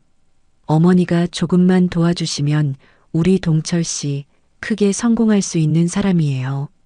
그런데 어머니의 그 지독한 욕심 때문에 우리 인생이 전부 망가지게 생겼다고요. 내 욕심? 저는 자리에서 일어났습니다. 그리고 제 인생에서 단 한 번도 내본 적 없는 크고 단호한 목소리로 그들을 향해 소리쳤습니다. 내 평생을 바쳐 모은 재산으로 내 남은 인생을 살겠다는 게 욕심이란 말이더냐? 너희야말로 내 재산을 날로 먹으려는 도둑놈 신보가 아니면 무엇이냐? 너희가 말하는 그 미래에 이 늙은 어미가 편히 쉴 자리는 있기는 했더냐? 너희는 나를 평생 너희의 성공을 위한 발판으로만 생각했지. 단 한 번이라도 내 인생에 대해 존중해 본 적이 있었느냐 이 말이다. 제 일갈에 두 사람은 순간 할 말을 잃고 저를 쳐다보았습니다. 저는 그들을 한심하다는 듯이 쳐다보며 말을 이었습니다. 너희가 나를 속이고 동네방네 거짓 소문을 퍼뜨리며 내 명예를 짓밟을 때 나는 너희를 용서하지 않기로 마음먹었다. 그리고 내 집을 담보로 사업을 할 생각을 했다는 너희 말을 듣는 이 순간 나는 내 결정이 단 하나도 틀리지 않았음을 확신하게 되었다. 저는 더 이상 그들과 말을 섞고 싶지 않았습니다. 이미 모든 것은 끝났고 그 어떤 대화도 무의미하다는 것을 알았기 때문입니다. 저는 다시 현관문 쪽으로 걸어가 문을 활짝 열었습니다. 이제 그만 나가거라. 이 집은 곧 다른 사람의 집이 될 것이고 나는 너희와 아무런 상관이 없는 사람이 될 것이다. 이것이 너희를 이 집에서 볼 수 있는 마지막 기회이니 잘 봐두도록 해라. 제 말에 아들 동철이가 정신을 차린 듯 제게 달려왔습니다. 그리고는 제 바짓가랑이를 붙잡고 무릎을 꿇었습니다. 어머니, 어머니, 제가 잘못했어요. 제가 정말 죽을 죄를 지었어요. 제발 이러지 마세요, 어머니. 제가 다 잘못했어요. 은서가 잘못한 것도 제 불찰이고 제가 어머니 마음을 헤아리지 못한 것도 다 제 잘못입니다. 제발 용서해 주세요. 네. 아들은 어린아이처럼 엉엉 울며 제게 매달렸습니다. 그의 눈물은 진심처럼 보였습니다. 하지만 저는 이미 알고 있었어요. 그 눈물은 진정한 뉘우침의 눈물이 아니라 자신의 계획이 수포로 돌아간 것에 대한 절망의 눈물이라는 것을요. 만약 제 계획이 들통나지 않았다면 그는 여전히 제 등 뒤에서 제 재산을 어떻게 빼앗을까 궁리하고 있었을 겁니다. 저는 제게 매달린 아들의 손을 차갑게 떼어냈습니다. 너무 늦었다, 동철아. 너는 내 어미에게 용서받을 수 있는 모든 기회를 내 발로 걷어차 버렸다. 일어나거라. 내가 흘리는 눈물은 더 이상 내 마음을 움직이지 못한다. 며느리 은서는 무릎 꿇은 남편을 보고도 조금의 동정심도 보이지 않았습니다. 오히려 저를 향한 증오심만 더욱 불태울 뿐이었죠. 어머니, 정말 이렇게까지 하셔야겠어요? 독한 할망구 소리 들어가면서 평생 외롭게 혼자 사실 작정이세요? 우리가 없으면 어머니는 아무도 찾아오지 않는 독거노인으로 비참하게 죽게 될 거라고요. 며느리의 마지막 발악에 가까운 저주를 들으며 저는 오히려 평온한 미소를 지었습니다. 그래, 차라리 그렇게 비참하게 혼자 죽는 한이 있더라도 너희 같은 기생충들에게 내 남은 인생을 빨아먹히며 살지는 않을 것이다. 너희가 걱정하지 않아도 나는 아주 잘 살 거다. 너희 없이 아주 평화롭고 행복하게 말이다. 그러니 이제 너희 인생이나 걱정하거라. 저는 무릎 꿇고 있는 아들을 지나쳐 며느리의 팔을 붙잡고 문 밖으로 거칠게 밀어냈습니다. 그리고는 아들을 향해 마지막으로 말했습니다. 일어나서 내 아내를 데리고 가라. 다시 한번 말하지만 내 눈앞에 나타나지 마라. 다음에 또다시 내 앞에 나타난다면 그때는 주거침입으로 경찰에 신고할 것이다. 제 단호한 말에 아들은 결국 울음을 그치고 망연자실한 표정으로 자리에서 일어났습니다. 그는 쫓겨난 아내와 저를 번갈아 쳐다보더니 결국 모든 것을 포기한 듯 아내의 손을 잡고 복도 저편으로 걸어갔습니다. 저는 그들의 뒷모습이 완전히 사라질 때까지 지켜본 뒤 조금의 망설임도 없이 현관문을 닫았습니다. 문을 닫고 잠금 장치를 2번, 3번 돌려 잠그는 순간 쿵 하는 소리와 함께 제 과거의 모든 인연이 완전히 차단되는 기분이었습니다. 문 밖에서는 잠시 2사람의 고함 소리와 울음소리가 들려왔지만 저는 그 모든 소음을 외면했습니다. 그리고 그 소리는 얼마 지나지 않아 엘리베이터 소리와 함께 멀어졌습니다. 모든 것이 끝났습니다. 저는 텅 빈 집안을 천천히 걸었습니다.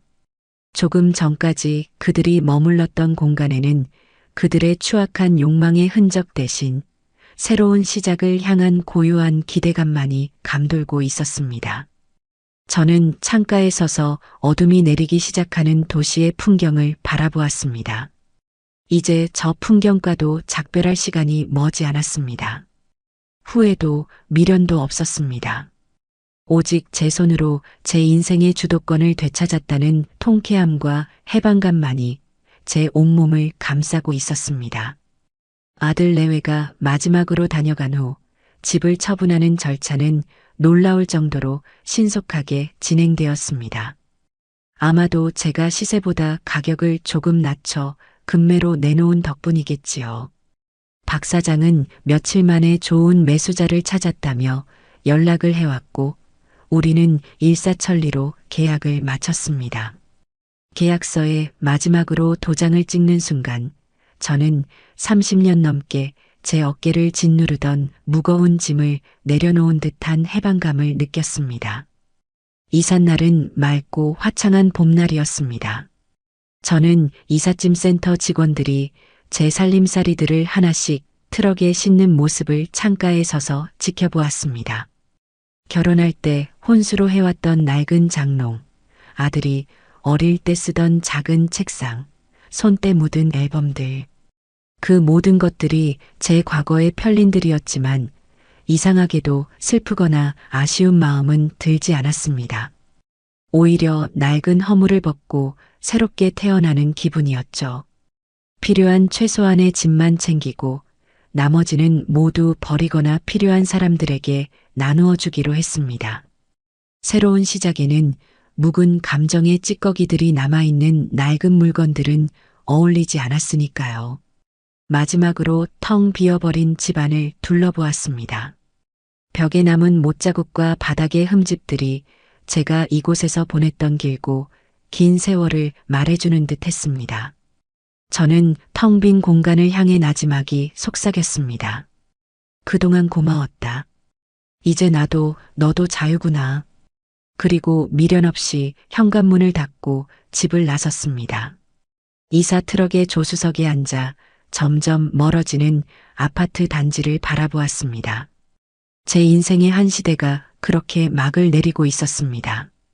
새로운 보금자리인 강릉의 작은 바닷가 마을 죽천에 도착했을 때는 해가 뉘엿뉘엿 지고 있을 무렵이었습니다. 서울의 잿빛 하늘과는 비교도 할 수 없는 맑고 투명한 저녁 노을이 저를 반겨주었습니다.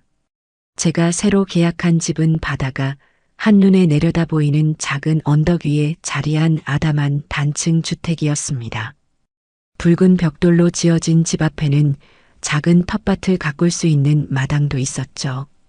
이삿짐 센터 직원들이 짐을 모두 내려놓고 돌아간 뒤 저는 마당에 서서 한참 동안 바다를 바라보았습니다.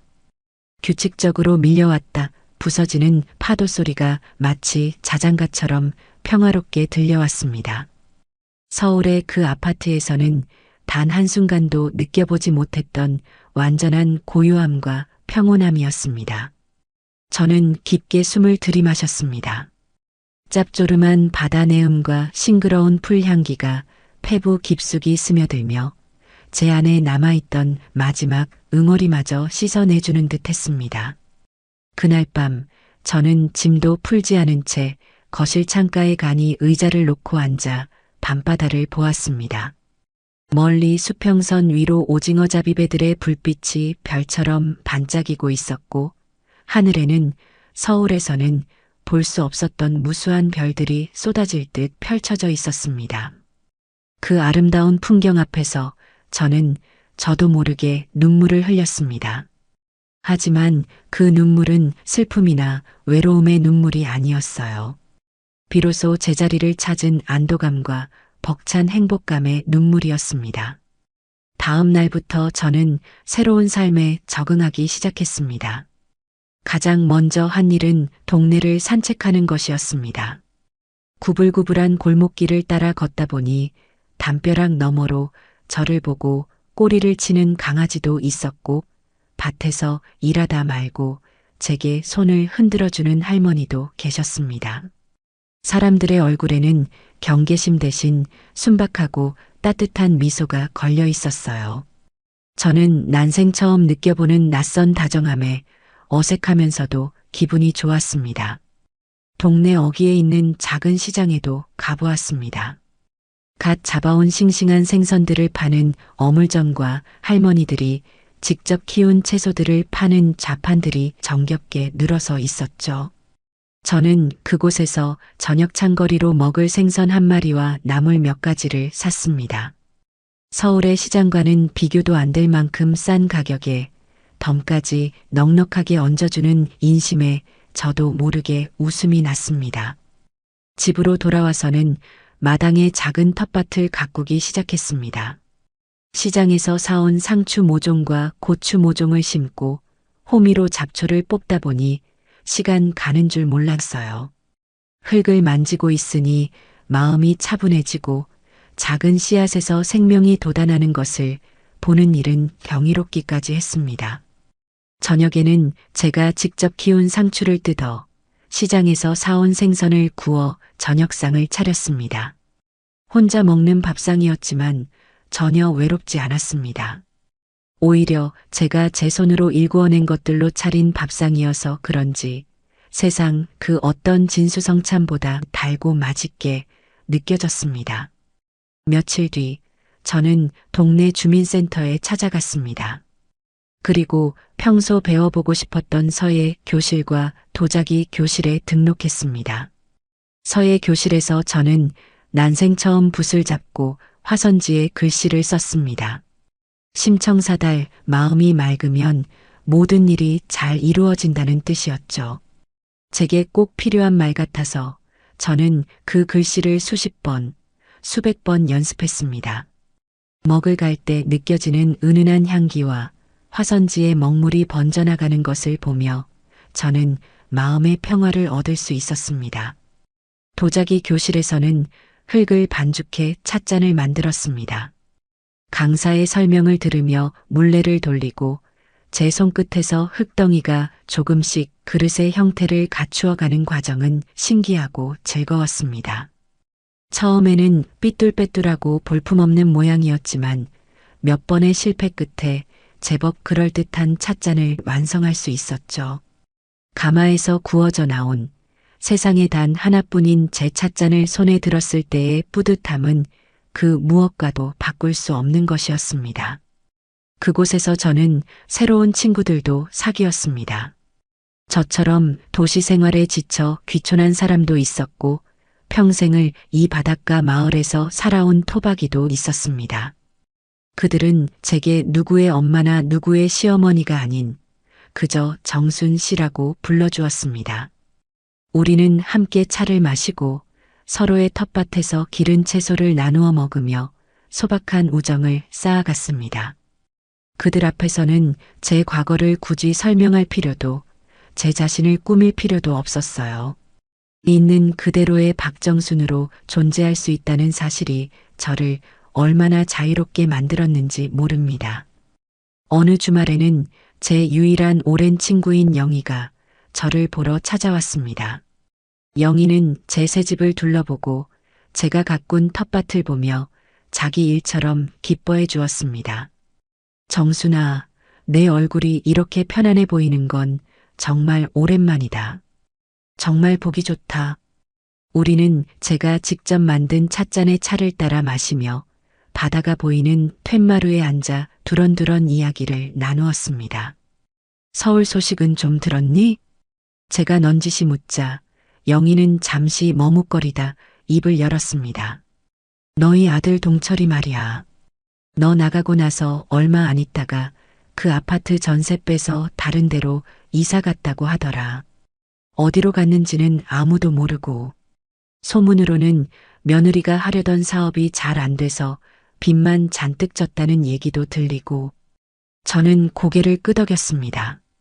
마음 한구석이 아주 잠깐 아려오는 듯 했지만 그 감정은 이내 잔잔한 파도처럼 쓰러졌습니다. 그들은 이제 그들의 인생을 살고 있는 것이고 저는 제 인생을 살고 있을 뿐이었습니다.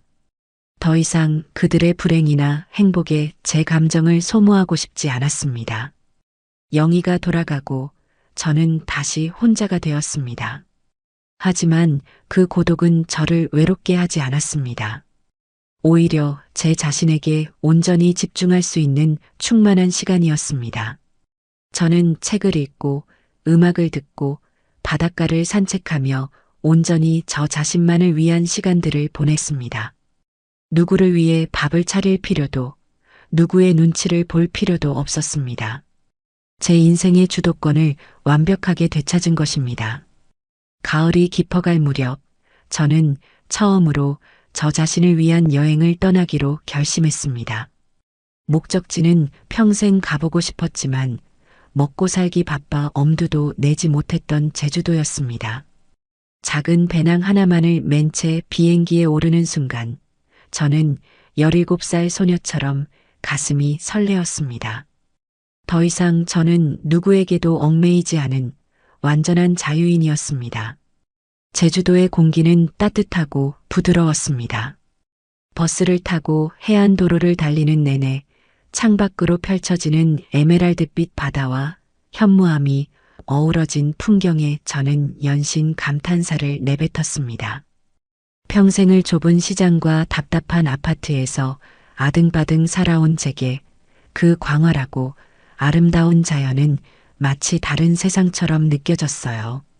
저는 유명한 관광지보다는 사람의 발길이 뜸한 작은 마을과 한적한 해변을 찾아다녔습니다. 그곳에서 저는 온전히 혼자가 되는 법을 배웠습니다. 어느 날 저녁 저는 성산 일출봉이 보이는 작은 게스트하우스에 묵게 되었습니다.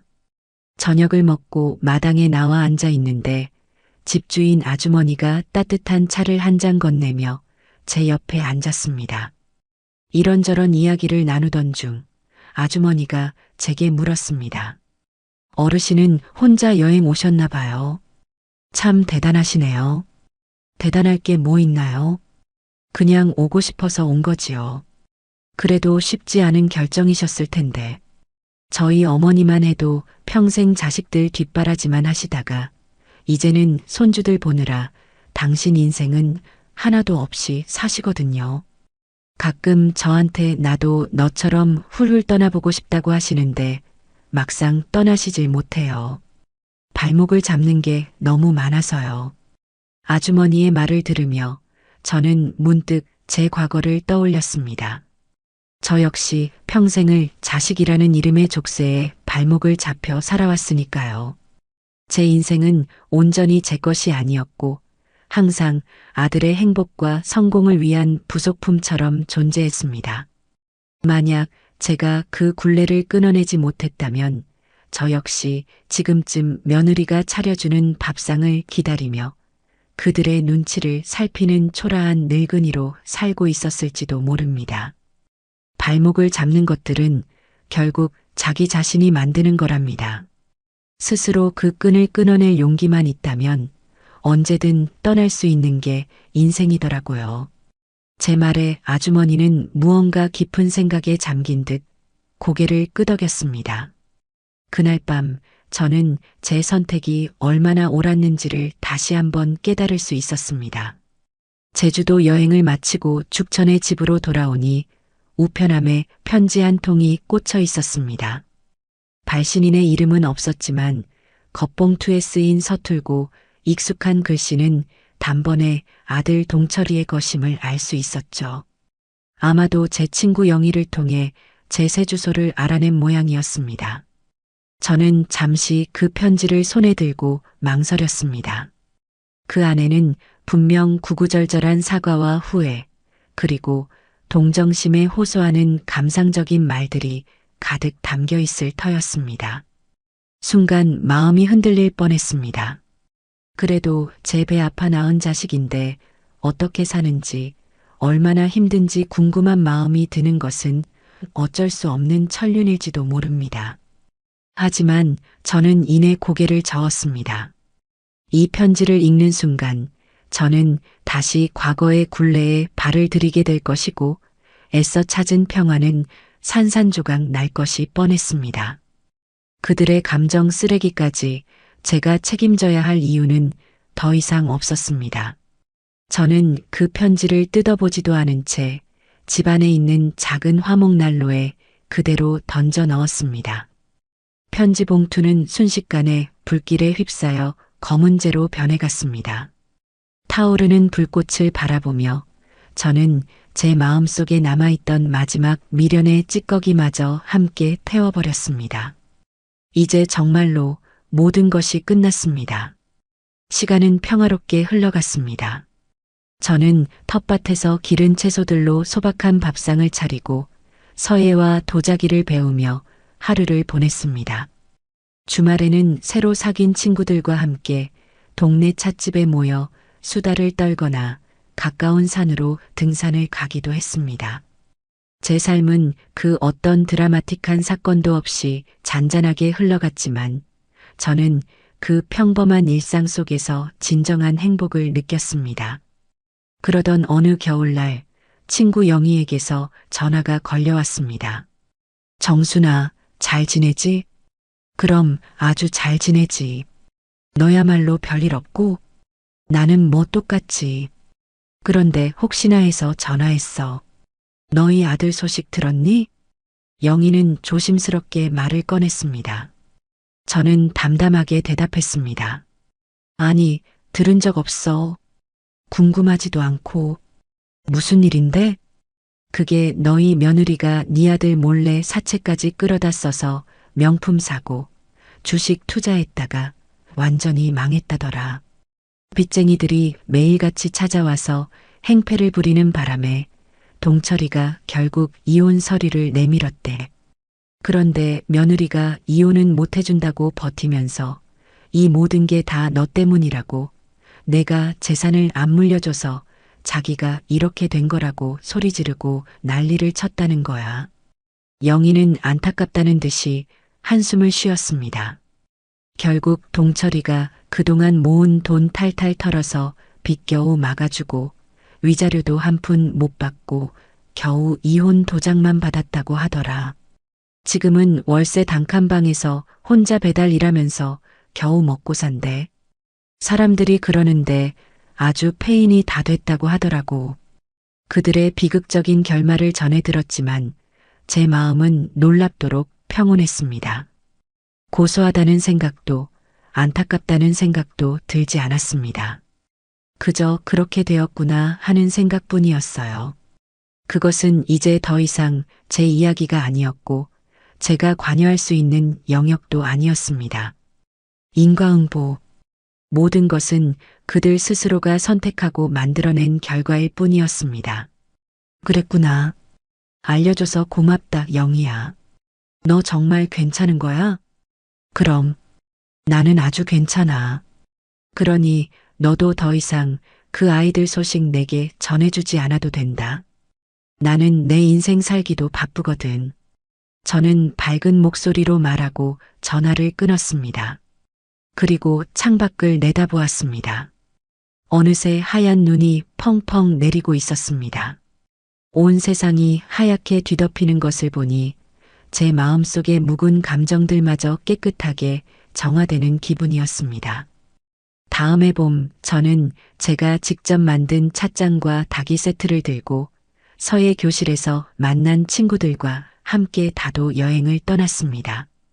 우리는 보성의 푸른 녹차밭을 거닐고 맑은 찬물에 서로의 인생 이야기를 나누며 웃음꽃을 피웠습니다. 여행 마지막 날 우리는 다 함께 바다가 보이는 언덕의 찻집에 앉아 노을을 바라보았습니다.